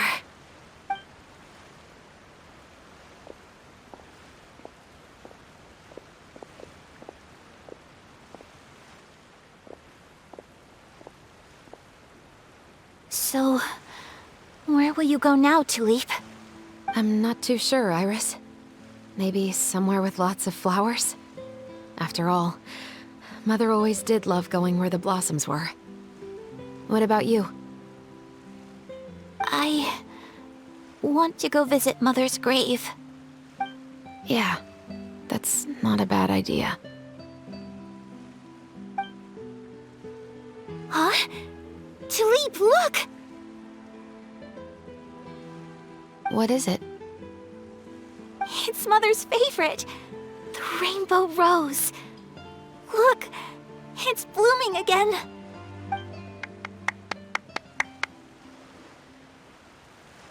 Excellent! That was beyond mesmerizing. Even I didn't expect the scene to go so well. And we got it in a single take. All right, everyone. We've got a wrap for Tulip and Iris. Congratulations, Ayaka and Chevrolet! Thank you. I didn't expect our parts to wrap so quickly. I wish I could savor the experience for just a bit longer. Paimon totally understands. Paimon's not ready to say goodbye to the clapperboard either. Filming has really been a lot of fun. You were great too, Chevrolet. The way you said, long-awaited justice. It gave Paimon chills. That is indeed my favorite line in the whole book. I still remember trying to act it out in my room the first few times I read it. Whoa, Paimon would have never guessed you're that type. Who doesn't like stories where the guilty are punished and justice prevails over evil? Don't forget, I'm the captain of the Special Security and Surveillance Patrol. Captain, I have something urgent to report. Please excuse me, everyone. I'll be back in just a moment. It's okay, don't worry about us.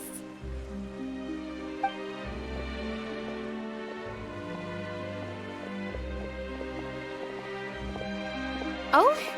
Was she whisked away by work already? I was just about to tell her how great she did. It seemed like some urgent official business.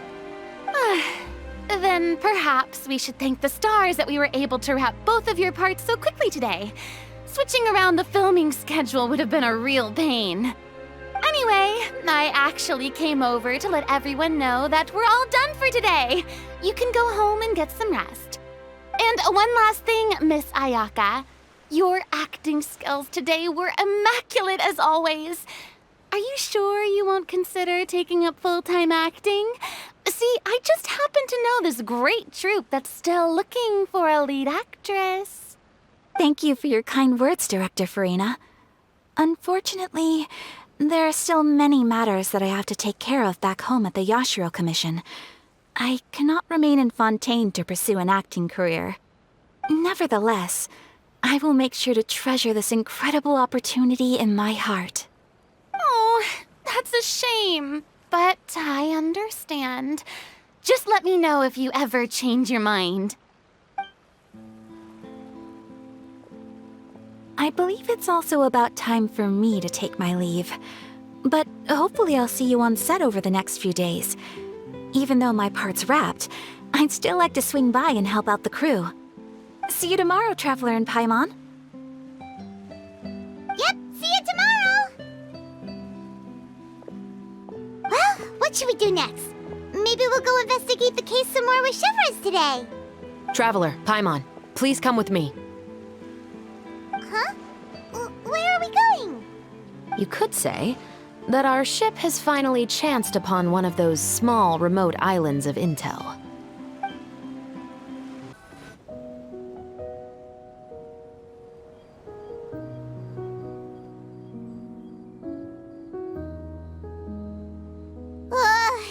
Paimon's exhausted. Paimon definitely didn't expect having to float this far after a full day of filming. So, Chevrolet, why did you take us here?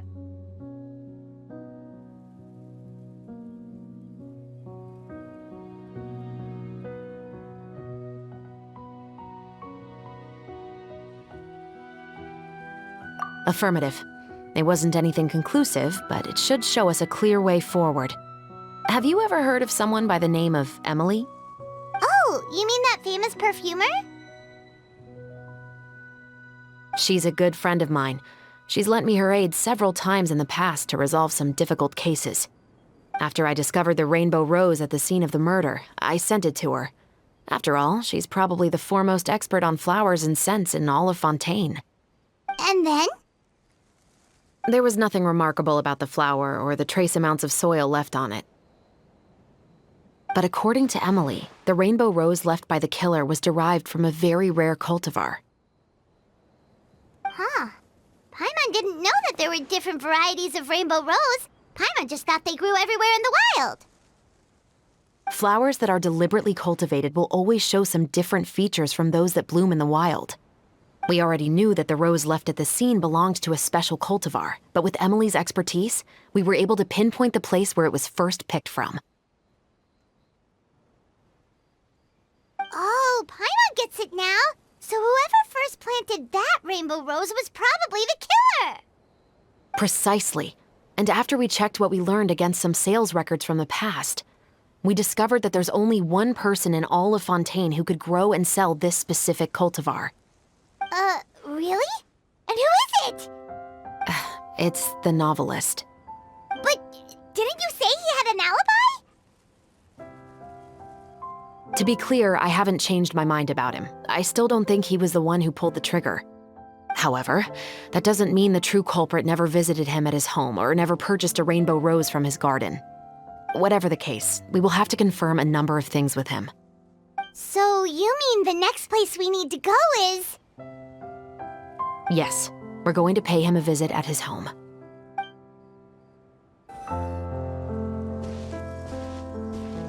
That should be his house. There are so many Gardamex stationed around the place.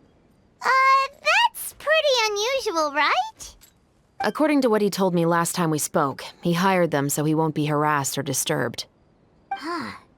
So there are a lot of flowers in his garden, but Paimon doesn't think we'll be able to pick one without alerting the Gardamex.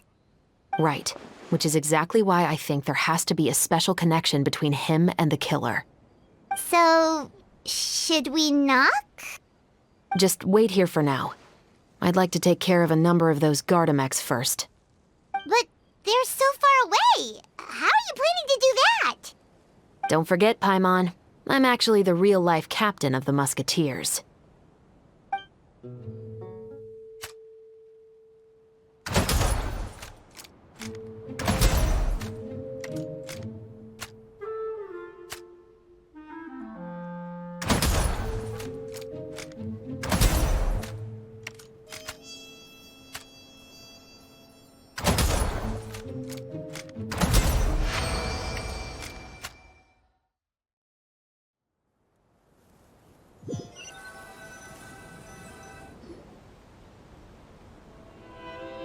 All clear.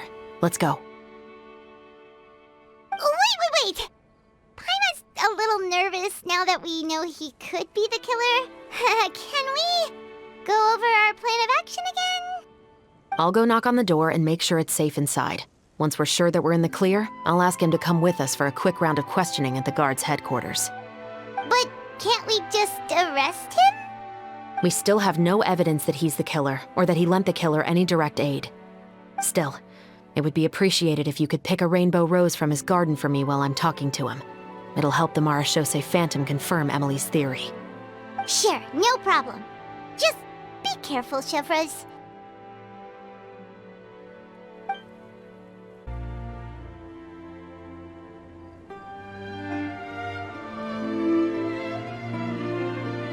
Excuse me, Mr. Baptiste, are you home?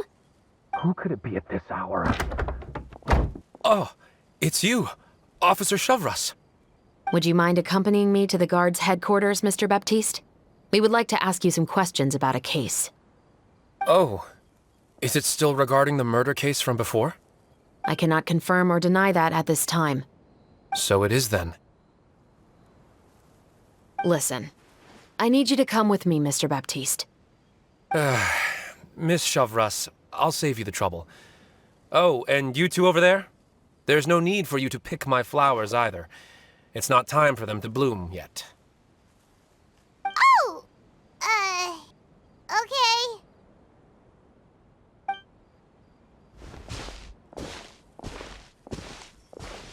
By saving me the trouble, you mean... I will confess. I was the killer. Huh? He just admitted he's guilty! Please relax, everyone. I'm not armed. The musket you're looking for has been buried in my backyard. Then it's my responsibility to inform you, Mr. Baptiste, that everything you say right now will be used as evidence for the inevitable trial. Yes, I am perfectly aware of that. I must say, I hate this feeling. Oh? Is it because I confessed? Or because you've been proven wrong? Both, I suppose. For the same reason as the one I wrote out in my novel, of course. I did it to exact revenge. I know you haven't figured out the link between the two of us. Had you done so, I'd have been taken away to the headquarters a long time ago. But that won't stop me from always remembering his grotesque face. After all, he was the one who killed my mother. Your mother is still healthy and well. You know, I was adopted as a child. I was referring to my birth mother. That was never recorded in the orphanage's records. Please forgive a 6-year-old child for concocting some lies to protect himself after watching his mother die right in front of him. So, your novel, it was like a record of your life? No, of course not. It was a work of fiction with many embellished parts. But I am indeed the illegitimate son of a wealthy and influential man who abused his power to murder my mother. That part was 100% real. But the man you killed didn't have a mora to his name. He was a hired assassin, an irredeemable beast who sank his fangs into a defenseless woman just for a few bags of mora. But if that's really the truth, you wouldn't be telling us any of this now. You still haven't managed to take revenge against your father, the true mastermind behind it all. I never thought I'd hear that kind of thing from the captain of the Special Security and Surveillance Patrol. I'm simply skeptical about your motives. It's simple, really. I've grown tired of everything and don't want to shoulder this burden anymore. You may have considered me too soft to pull the trigger. Well, as it turns out, you are exactly right. I've become overwhelmed by the aftermath of the murder. So you're going to call a stop to your revenge, just like that? The true mastermind is too rich and too powerful for me. I've accepted that I will never be able to avenge my mother alone. And so what? The characters in your book never gave up. Now, Officer Chavras, I'm the one who has killed a man, aren't I? Are you trying to convince me to commit another crime? What's your father's name? How do you plan to prove the veracity of all of your claims? Well, I'd like to speak with you privately. Sure. Why don't we speak privately at the guard's headquarters? No, it has to be here. I must ensure that we won't be overheard. Fine. Let's talk here. When I said won't be overheard, I meant by anyone. I would like to speak with you and you alone.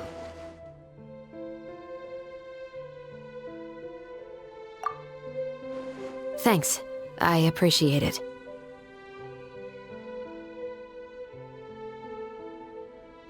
Please stay safe, Chavras.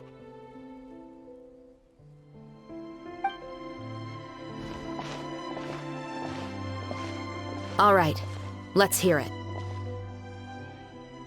Will you really believe what I'm about to say? Well, that depends on what you're going to tell me. Fair enough. Fair enough. Then listen closely.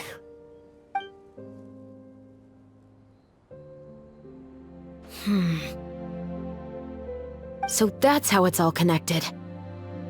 So, it seems you believe me after all. Do you want me to go public with this? No, of course not. At least, not right now. Then why did you bother telling me? You've read my work. What do you think? Even if you were to go public with all of this right now, he'd simply deny everything. It's been too long. Almost 20 years. Anything that could be used as evidence has long faded away. Even if there might have been a solitary island of truth once upon a time, it has long sunk beneath the waves by now. Justice will never find him. Not if you don't try. I know that as the captain of the Special Security and Surveillance Patrol, you will always stand on the side of justice. But do you really think a cushy life in prison really constitutes justice for him? I bet he could lead an extremely comfortable life in the fortress of Meripede. What are you trying to say? I've been observing you from a distance. Your portrayal of the musketeer was exquisite. Pull the trigger of justice against him. Let the villain get what he deserves. You want me to let you go so you may complete your revenge? No, Officer Chavras. I know that would be impossible. No. What I'd like is for you to perform the deed on my behalf. Oh, Chavras sure is taking her time. What could they be talking about anyway? Oh, Paimon's worried. What if he decided to attack her? Oh, you do have a point. Still, do you have any idea who the rich person might be? And why the novelist doesn't want us to hear what he's saying to Chavras? Sorry to keep you waiting, you two. Hey, how did your talk go? I've already sent someone to escort Baptiste back to the headquarters for questioning. He wasn't lying about the musket. It was indeed buried in his backyard. But what about the name? Did he tell you the name of the rich guy? Yes, he did. But for now, I have to return to the Special Patrol. There are still a few loose ends I need to tie up.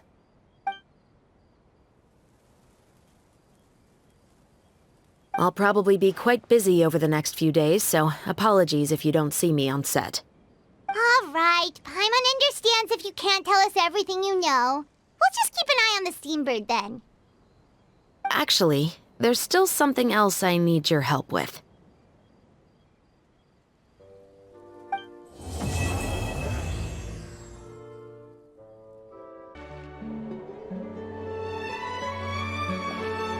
Good morning! Hayaka and I were just talking about you. Is Chavras still not joining us today?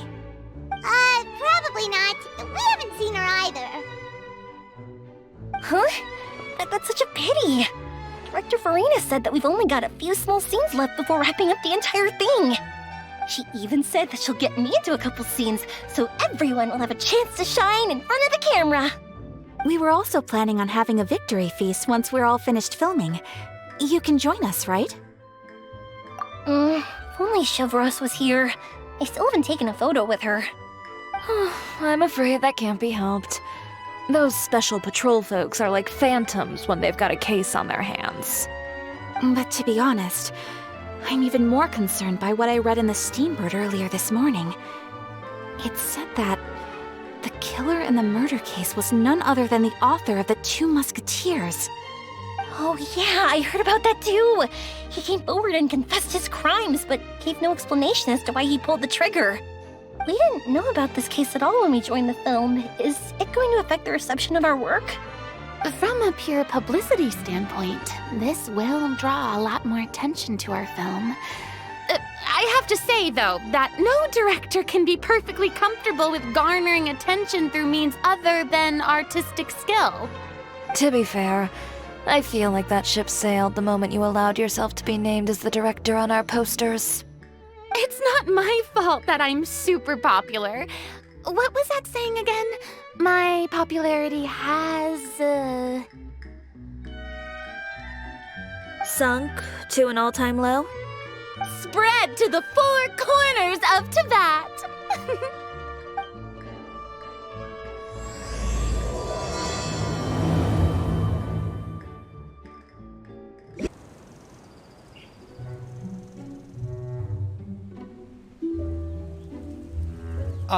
Excuse me, everyone.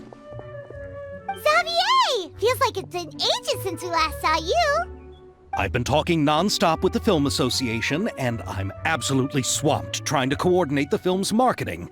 So forgive me for not being around more often, but please believe me when I say that I will make sure everyone's hard work gets the exposure it deserves. Oh, seems like you've been fighting your own battles. Yes, that's one way to put it. Oh, and before we begin the final round of filming, please allow me to finally introduce you to the original investor of our film, Mr. Morris. A pleasure to meet you all. Yes, glad to make your acquaintance, Mr. Morris. We've heard about the issues you've encountered with your financial situation, and genuinely hope that things have taken a turn for the better. Oh, well, the situation has, indeed improved somewhat. Don't worry, Mr. Morris. Accidents and last-minute challenges happen all the time. There's no need to blame yourself over it. The good news is that we're almost done filming now, and I would even say that this is the best story I've ever seen. Is that so? I see, that's great news. All right, now that we've gotten all the pleasantries out of the way, let's get this show on the road. We'll mostly be filming typical people and scenery from the streets today to improve the sense of environmental ambiance in some parts of the film. Oh, and there'll be a cameo for Mr. Kamisato and Miss Yoimiya as well. They'll be used to show outsider perspectives on the fates of the two musketeers. That's right. Ayato should be here any minute. Excellent! Then let's start with the scenery shots. Camera and clapper loader, you're up. Yep, we'll be ready. Remember, all we need are some wide zoom shots of the streets. If you happen to find some particularly lovely patches of flowers and grass, feel free to grab some close-ups of those as well. Ready? Lights! Camera! Action! Okay, now move the camera slowly. Try to focus on that flower. What's wrong? Just adjust the focal length a bit. Something the matter? But wasn't it working fine for all the days before? Veronique, can we try a different camera? No problem. How about this one? All right, let's give it another try. Lights! Camera! Action!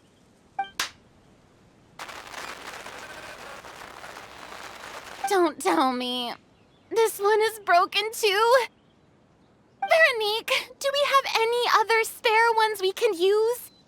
I'm afraid we only brought these two today. What? Then go find a workshop to get them repaired right away! Oh, and you too, Bono! Go find our spare camera in the warehouse and bring it back to the set! On it. Greetings, everyone. My apologies for the delay. Is something the matter, Ayaka? It seems like there are some issues with the filming equipment today. We're stuck for the moment. I see. Well, let's not just stand here twiddling our thumbs. Actors, to the makeup booth. We'll start on the next scene as soon as we get a working camera. The people at the workshop told me that the part which holds the lens in place seemed to have fallen off. That's super strange. It was perfectly fine just yesterday. Well, no time to dwell on that now. Let's get back to filming. Ahem! Quiet on set! Places, everyone! Lights! Camera! Action! By the way, have you heard about that recent murder case? Yes, I have. It seems that they've caused quite the commotion in the city. I heard that the chief of the guards is so mad about not catching the culprit that he's about to explode. Oh? I find that quite hard to imagine, considering how he already looks most days. Director, we have a problem. in the middle of a take! Couldn't you wait until we wrapped up this scene? No, Director, our film, all the finalized film that we've been keeping in the case has disappeared. Oh wait, what did you say? Mr. Bonneau, please take me to where the film was kept right away. I'm coming too. No, Yoimiya, you have to stay here. Oh. Okay, listen up. Everyone who's not working on this current scene can go with Bonneau to look for the film. Everyone else, stay put and wrap up the scene. Unbelievable. How could all these problems happen in just one day? We're back. How did it go? Did you find the film? We found it in the sewers. Huh? In the sewers? Is the film still okay? We discovered it just in time, so we should still be able to salvage it. The others are checking now to see if we lost any specific scenes. You scared me for a moment there. I nearly thought we had lost everything. I really don't want to experience that feeling of despair again. Okay, but who could have stolen the film and dumped it there? Could it be, some competitors working on other films? But if they wanted to harass us, why wait until the last day? Okay, we don't have time to really look into it right now. Let's strike while the iron is still hot and wrap this thing up once and for all. Yeah, let's finish it.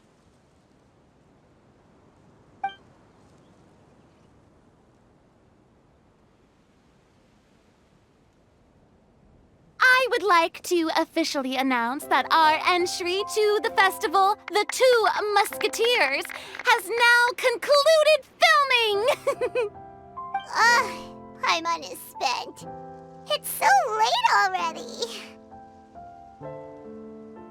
Even though the filming process proved to be extremely challenging, everyone provided valuable and unique contributions to the final product. Thank you all for your dedication and support. And just like Director Farina, I would also like to extend my most heartfelt thanks to all of you. Really, you've all helped me so much. All right, let's save the awards speech for later, and hopefully also get some rehearsals in before the real thing. Anyway, now it's time to party! Let's all make our way to the beach and have a celebration feast so loud and fun that even the blubber beast will want in. Party, party! Paimon wants to party!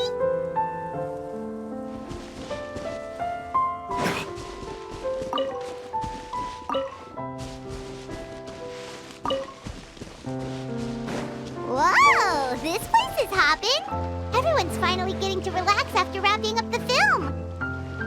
Let's go chat with someone. Hey, Ayato! How's your work been going? Everything went rather smoothly. Thank you for your concern. Ayato told me that we've already confirmed the dates for some Inazuma Fontaine cultural exchange events. So the next time we visit, we'll be doing so in our capacities as the representatives of the Yashiro Commission. Oh, that's great! Then maybe Paimon will be able to find Fontaine detective novels in Inazuma from now on! Oh, wait, wouldn't Yae Miko get upset if that happens? That would be stealing some of her business. You've got a point. She's always complaining that light novels have become bland and too predictable after all. The cultural exchange won't only feature literatures of both nations, of course. We have also made plans for cross-cultural engagements in the fields of gourmet cuisine, toy making, and artisan craftsmanship. Whoa! Paimon's getting super excited now! When the time comes, be sure to visit and participate in all the events.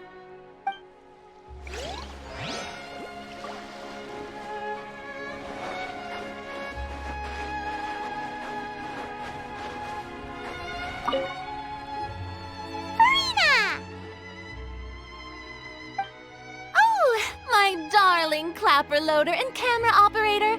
You've both worked really hard. Paimon thinks you worked even harder than us. Honestly, Paimon was getting a little tired of playing with the clapperboard by the end of it. Worst of all, Paimon started having dreams of you shouting, "Lights, camera, action!" into Paimon's ears. The actual dream can't even start until you've yelled that.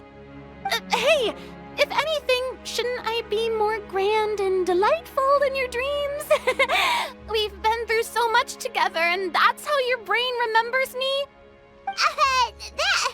That's not Paimon's fault. We've just used the clapperboard too much lately.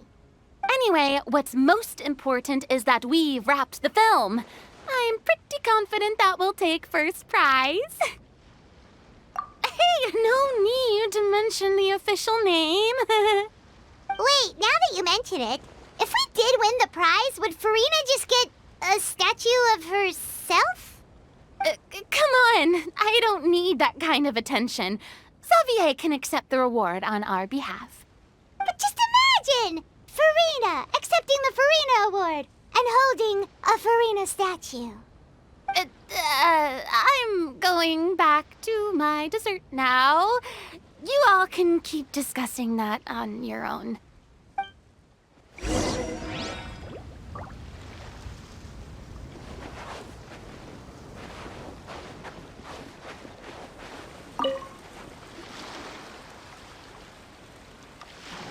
Chiori!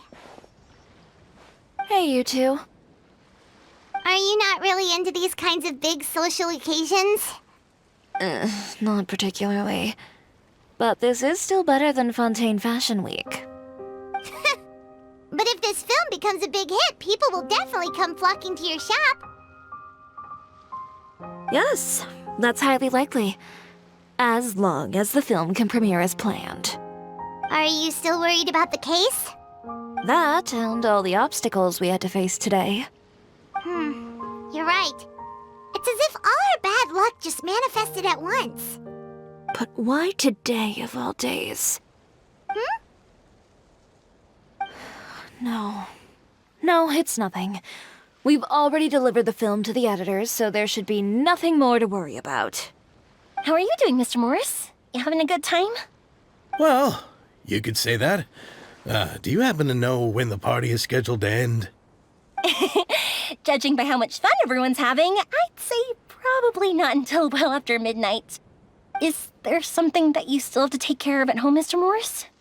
Oh, well, I'm just not a late night person, so I might take off shortly. Oh no! Silly me. I almost forgot something super important. Oh, what is it? I prepared a whole batch of fireworks for the party, but I forgot to bring them over from the warehouse. Fireworks, you say? That's, truly a pity. Sorry things didn't go as planned. Could you help me carry them over, Mr. Morris? I won't be able to fetch all of them by myself. Me? Are you sure that you can't find anyone else? I just wanted to make this a surprise for everyone. The warehouse isn't far from here. We'll be there in no time. Pretty please, Mr. Morris. These are some of the best fireworks I've ever made. So I also want you to see them before you leave. They're stunning. I promise that they'll be a once-in-a-lifetime experience that you'll never forget. But...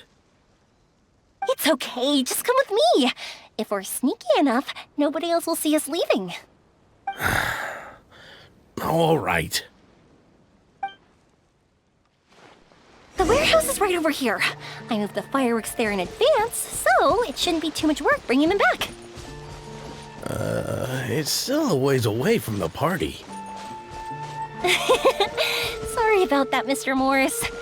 It's probably because I'm used to carrying fireworks all the time, so it doesn't feel like a lot of work to me.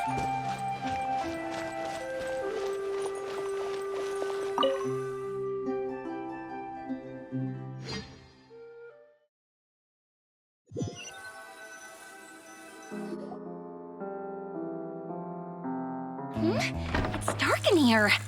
Wait here, Mr. Morris. I think the light switch should be somewhere over here. Why did I have to get roped into this? What was that?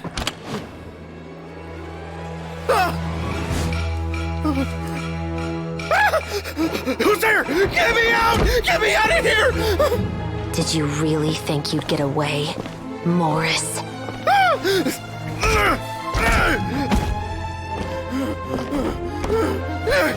You've got the wrong guy! It wasn't me! I'm not the killer! You know, Eliza died a far more heroic death than this. She fought your assassin to the end, to save the children she had hidden beneath the floorboards.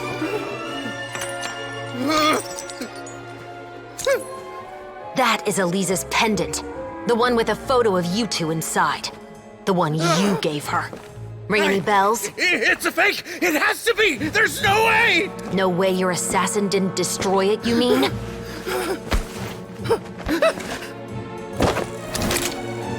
Did you ever love her, Morris?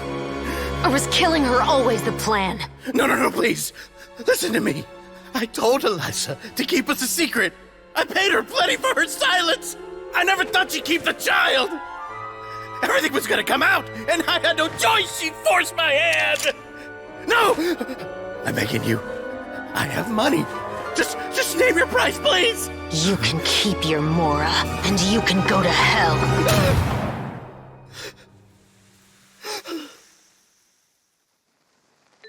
I'm Captain Shovraz of the Special Patrol. Morris, you're under arrest for Eliza's murder.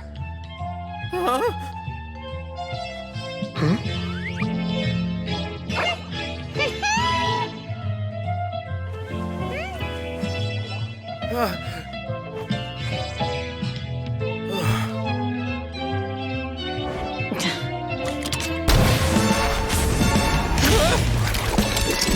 You're under arrest too, prop manager Veronique.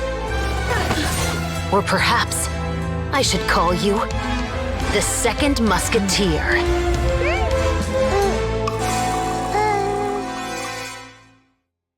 Wait, what's going on? This wasn't in the script. Drop the gun, Veronique. Why? Why would you keep me from exacting revenge on this heartless monster? Drop your weapon. This is my final warning.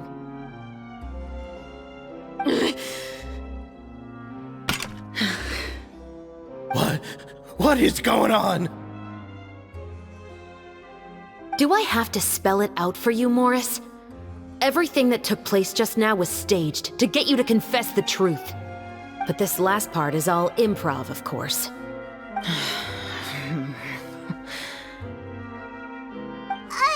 Shivers, you told us you wanted us to help you stage a play. You never said anything about the Second Musketeer.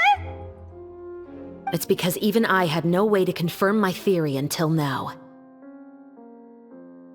Thank you for your performance, Yoimiya. Could I trouble you to go and bring in the other Special Patrol members? They should be on standby just outside.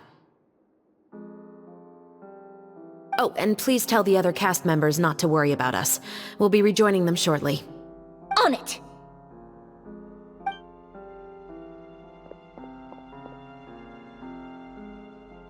So what do you think, Morris?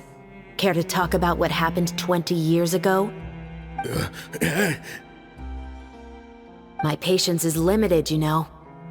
Don't force me to take you back to the interrogation room. I'd wager that you wouldn't last for more than a minute in there. With the recording we made, you have no chance of winning in court. Cooperating with us now is the most practical move. All right. I'll talk. I hired an assassin to murder Eliza. She once worked as a maid on my family's estate. She was very beautiful, and after some time I fell for her. We kept our relationship a secret and carried out an affair for some time, but it wasn't long before she became pregnant. And if my parents ever found out, they would have stripped me of my inheritance and status, driven me out of my home. I also didn't expect Eliza to insist on bringing the pregnancy to term. She even asked me to leave my family and travel far, far away with her. She believed that you were truly in love with her. I didn't have a choice. I gave her a large sum of Mora, told her to leave the family and to get rid of the baby. But then years later, she sent me a letter. There were photos of 2 children, and she even asked if I could find some time to visit them. Huh? 2 children? thought Baptiste was the only... you mean... Even if she had the children against your will, you could have just ignored the letter entirely. Why kill her? I had just gotten engaged to be married to an heiress from another wealthy family. So if anyone were to find out about Elisa, my life would be completely ruined. I didn't have a choice. No. You always had a choice. You just made the wrong choice. Again. Do you know how it feels to watch your mother be killed right in front of you? My brother and I were hardly even school age yet. We were hidden beneath the floorboards, grasping each other's hands like a lifeline. We were so terrified that we didn't even know we could ever take a breath. All we could do was to watch Mother try to fight back, and then collapse to the floor. Even after the assassin left, we were still too terrified to leave our hiding spot. We thought that he might come back. It was only until the next evening when we finally climbed out and gathered around our mother. But she had already become cold and stiff to the touch. You made up your mind right then and there to bring this case to light. Not only that, we resolved to get our revenge. And that's why you became the Musketeers. No, that's why I became a musketeer. The man from before was also killed by me. My brother had nothing to do with it. I figured as much. You did? I once told these two that he didn't look like a killer to me. His confession from that night also rubbed me the wrong way. I think what really tipped me off was, how could I not feel a sense of regret in him? Huh? He confessed faster than any criminal I've ever met, but he didn't say a single word about you. He insisted that he was the sole perpetrator in the case. But after the questioning ended, I disassembled the musket we dug up from his backyard, put it in front of him, and told him to reassemble it. Wanna guess how far he got? He had no idea where to even start. He's never touched a gun in his life. Based on that, I determined that he was not acting alone. He only surrendered himself to draw our attention and create a moment of opportunity for his partner. So, I decided to play along. And as expected, the second musketeer followed us without hesitation once she saw Morris get separated from the rest of the cast. Besides, why else would he call the novel The Two Musketeers? But how did you know it was Veronique? I figured it out the moment Baptiste told me his father's name. That so-called financial crisis was all just a ruse. He just wanted to sign up as the investor and then leave the film without any source of funding.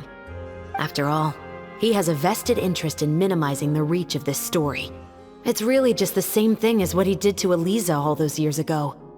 Human scum. But then Xavier pulled out all the stops and got the film made against all odds. Morris couldn't have that. With the killer in custody, he figured it was safe to act. And so he came to visit the set today, just as I expected. Wait, so you were behind all those mishaps today?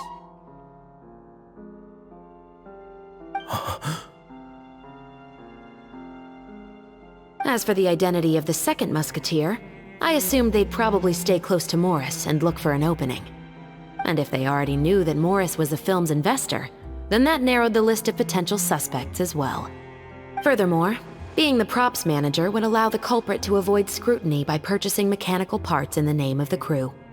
With that hypothesis in mind, I went back to check Baptiste's orphanage adoption records. Guess whose name I saw on the same page, just a few lines from his. My brother. He trusted you. As in, he trusted me to perform the deed on his behalf? He trusted you to stand on the side of justice. I am. I thought you could do it as well. Oh, the look on your face when you told him to go to hell. I really thought you'd put a bullet in his brain. You know what he has done. Are you telling me that you'd rather see him spend the rest of his life living like a king in the fortress of Meripede? I will never be able to forget the feeling of my mother's cold, lifeless hands. And you would call this ending fair? Is this what you call justice? I won't lie, Veronique. I did hesitate when your brother first told me about the truth. I wondered. I agonized over whether I should really put a bullet in his head. So why don't you? Because that should never be how justice is carried out in this world. Perhaps, to you, justice is simply reciprocated. An eye for an eye, and a life for a life. But everyone has their own understanding of justice. If everyone were to pursue their own definition of it, there would be no more order in this world. Today, you'll kill Morris, and tomorrow, his children may come for you. The world cannot render judgments based on a desire for revenge. That will only lead to a cycle of revenge, as well as the destruction of order and civilized society. Fontaine is founded on a set of laws and a standardized code of justice. That is why we are the nation of justice. But with all that said, I will promise you this. Morris will not lead a cushy life in the fortress of Meripede. Chevreuse, the rest of the Special Patrol is here. Thank you so much, Yoimiya. Letelier, Terena, please take them away.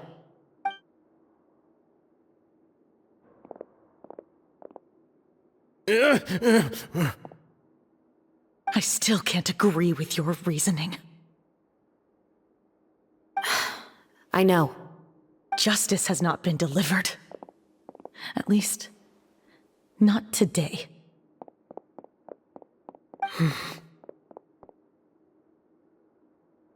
Chevreuse. Let's go.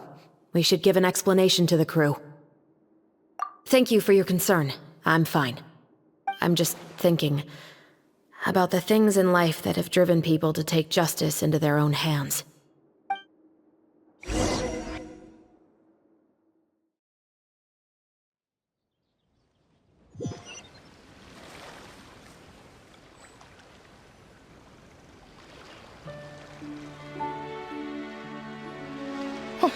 Who would have thought Morris would turn out to be... I'm at a loss of words. How could he have done something like this? I'm just glad that you're all safe and sound. Who knew that such a labyrinth of cases would be behind this story? Well, what should we do now? We have a finished film, of course, but should we still go ahead with the premiere? What do you mean? Shouldn't you be even more motivated to spread the word now that you've learned the truth? Chiori is right. I'd also like more people to see this story for themselves. But the real ending of the story seems to have deviated somewhat from the one in the script. Is that still acceptable to you, Miss Chevreuse? The call is yours. We still have time to reshoot an ending if that's what you'd like. No, it's fine as is. I like what we have for the catharsis. Romanticism is what gives works of art their appeal. Fiction is able to explore means of restitution that could never work in real life. Just like the real world, the world of stories also has its own set of rules and justice. These different possibilities are what initially drew me to reading in the first place. Sounds good to me. I support your decision.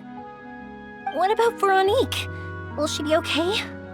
She will soon face her judgment alongside her brother and Morris. If I had to guess, they'll probably all be sent to the fortress of Meripede. I'll make sure to give Risley a heads up about it. Oh, you mean that kind of heads up? Exactly. Ahem. All right, then the matter's settled. Now that everything's been taken care of, there's no reason for us to keep looking all gloomy and grumpy. Let's get back to the feast and enjoy each other's company. We'll be starting the post-production process tomorrow. You should join us, Chevreuse. You missed the first few hours of the party, didn't you? All right. Count me in. Then I'll wait for you over there. There's still some good news that I'd like to share with Chevreuse. Traveler, Paimon, could you wait for me by the sea after the party ends? I'd like to go on a brief walk with the two of you. Thank you very much.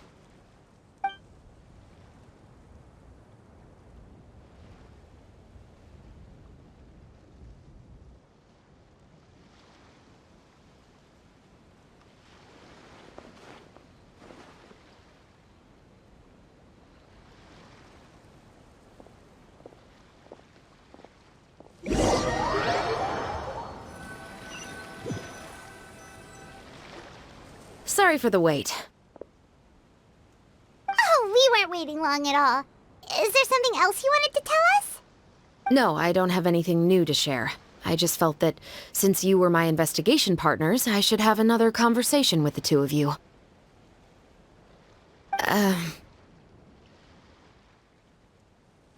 Traveler, how would you have responded to Baptiste's request if you were in my shoes? Is that so? Well, thanks for sharing. When I was young, my father often took me here to swim. We'd come rain or shine, even when it was freezing cold. He told me that swimming was the best activity to train one's strength of will. You could never give up before reaching the shore, especially when the water was cold. Oh? Why's that? Because the moment you give up would be the moment you die. At that point, I still hadn't received my vision. One winter, the chilly wind felt almost like knives on my skin, and the seawater was so frigid that it numbed my toes the moment I stepped in. I cried and begged my father to spare me from having to swim across, but he wouldn't listen. He used to be a member of the Special Patrol as well. You could say it was his way of educating his children. That sounds awful. When he saw that I wouldn't stop crying, he just picked me up and tossed me into the icy water. The bone-chilling cold took away my senses. I couldn't feel anything but fear and rage. I waited for my father to save me, but one look and I knew he'd already started swimming for the opposite shore. I realized that if I were to give up, I really would die right then and there. I used all of my strength to try and catch up to my father. Those few minutes felt longer than my whole life up until that point. I did, however, make it to the other side. I've never felt afraid about anything in my life after that, nor have I ever cried again. That way of teaching would have never worked on Paimon. Yeah, I don't think that was the right method for anyone. It's just that, working now as I am in the pursuit of justice, I still sometimes feel like I've been tossed into that winter sea all over again. The anger and the helplessness. Chevreuse. But the worse I feel, the more I know to never give up. The alternative would be to forever lose myself among the waves. Anyway, how about a race? Neither of us will drown, but we can still see who swims faster. You guys go ahead! Paimon will grab the clapperboard to mark the start of the race. Oh, that felt good. You were so fast in the water, Chevreuse. You were swimming even faster than Paimon can fly. So, about the Special Patrol, did you join because of your dad? Partly, but I'd say I was more inspired by the heroes I read about in stories growing up. Oh, so it's due to your love of stories. Of course, it was only after I joined the Special Patrol that I learned that truth is often stranger than fiction. Come on, let's walk a bit more.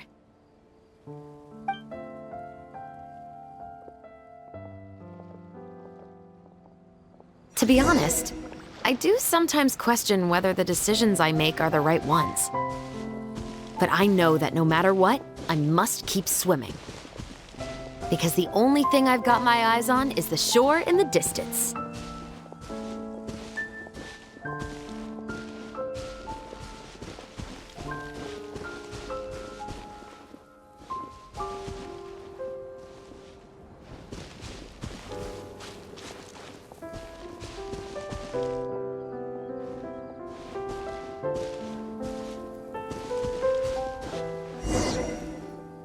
Thank you for coming on this walk with me. I feel a lot better after getting all that off my chest. Huh. You're right. I didn't realize we were so close. He really did plant a lot of flowers. It's just like how he described it in the story. Huh? Wait. Paimon, Traveler, look! The rainbow roses in the garden. They're in full bloom now.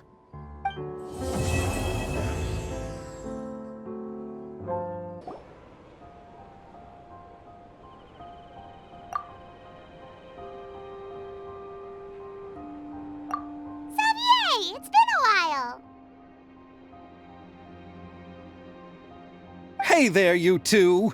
Sorry I've been scarce. I've been buried in marketing and preparing the film for release ever since we wrapped post-production. The award ceremony is today, right? Paimon wonders if we'll win the Farina Award. I'd give it a 90% chance. Farina! Oh, Paimon didn't know you were already here. You're earlier than everyone else. I'm sure the others will also be here in no time. Xavier, if we end up getting called on stage, shouldn't you come up with a name for our crew? What? But we don't even know if we're going to win. I wouldn't want to jinx our chances by celebrating early. Just open your eyes! Surely you've seen the audience's reactions to our film. We've had nothing but critical acclaim. You've also had conversations with the Opera House's operating staff, right? Didn't they want to increase the number of showings? With the mora you've made from the box office, you can now open your very own film company. But that's all credit to my amazing crew. You've all helped to make this a reality, so I can't be the only one asked to come up with a name. Well, give it some thought. I'm sure the crew will respect your choice. All right, but before that, Traveler and Paimon, could I trouble you to quickly pay a visit to the Fortress of Meripede? Huh? But shouldn't we stay for the award ceremony? I wanted to ask you two to invite Shavraz to join us at the ceremony. She's one of the lead roles, after all. I haven't been able to find her recently, so I haven't had the chance to invite her personally. According to the papers, the culprits of the musket murder case will be personally escorted today by the captain of the Special Patrol to the Fortress of Meripede. Oh, Paimon gets it now. Yep, just wait here, Xavier, and maybe try to come up with a few snappy-sounding names. All right, then I'll leave you to it. This is as far as I'll be taking them. I'll leave the three of them to you now. Got another errand to run? Something like that. I'm expected at a party. Now that's something you don't hear every day. Found a new pastime? No, it's just a special occasion. Shavraz! Risley! Festivals really do bring people together. It's been a while since I last had so many visitors at the Fortress of Meripede. Call it the festival spirit, I guess. Yeah, you could say that. Even our head nurse has gotten herself all worked up preparing super deluxe nutritious shakes. Just one gulp and you'll have met all your nutrition needs. Were you talking about work just now? We've already finished discussing everything. So, what do you think about my heads up, Mr. Risley?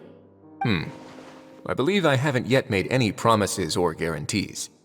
But you also didn't shoot me down. Here, how about this? You could give everyone a copy of the newspaper. Perhaps on the day when the cover story happens to, oh, I don't know, expose a certain someone's misdeeds from 20 years ago?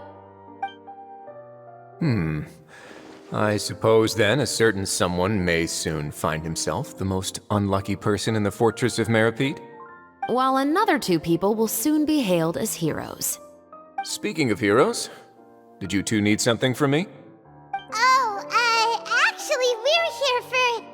You're here to invite me to the party, right? Don't worry, I didn't forget. Ooh, then let's head back right away! See you, Risley! Happy Fontanalia Festival! And the same to you. And the winner of the Farina Award for the first Fontanalia Film Festival is... The Two Musketeers!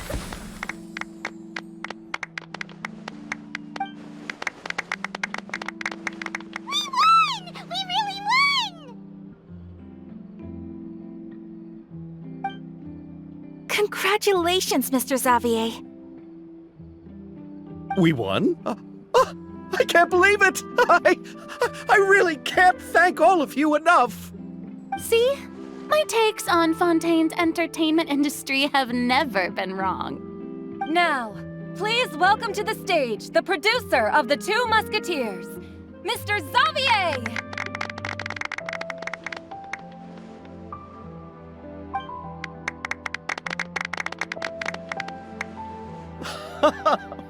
Thank you! Thank you all so much for your recognition and support. While I'm up here, I would love to give special thanks to... Time really flies, huh? It certainly feels that way. It feels like it was only yesterday when you were teaching me to hold a musket. Will you come back to Fontaine again? Of course! I'm very fond of this city. There are so many novel and interesting things that it's been hard to keep track of them all. But how about you? Would you be interested in visiting Inazuma? I can't say the thought has crossed my mind before, but I'd be willing to consider it now. I will be eagerly awaiting your visit. It would be wonderful if you could visit my home and enjoy a taste of our tea and desserts. Yeah, let's keep in touch. Did you accomplish all you came here for? Yes. And you should visit Inazuma again sometime. How has Ogura and her business been? To my knowledge, she's doing quite well. Tell her I said hi. I certainly will. I heard the thunderstorm has stopped. Yes, and the war has also been brought to an end. Peace and prosperity has returned to the islands. I quite like the sound of that. Perfect for hanging textiles out to dry. I'd like to offer my thanks again to the entire cast and crew. Without you, I would have never completed this film, much less had the opportunity to be standing on this stage. With the support of my entire crew, I would like to officially announce our film company, Musketeer Pictures. Woohoo! That has a really nice ring to it. Then in that case, let's please welcome all the members of Musketeer Pictures onto the stage for a commemorative photo. Oh, Paimon didn't know we'd also be taking pictures. Director Farina, I believe you are the most deserving person to raise this trophy. Huh? No. There's no need. It's so embarrassing. It's an honor the director deserves. Yes, I agree. Just accept that you're not getting out of this. Ready, everyone? 3, 2, 1. Musketeer Pictures!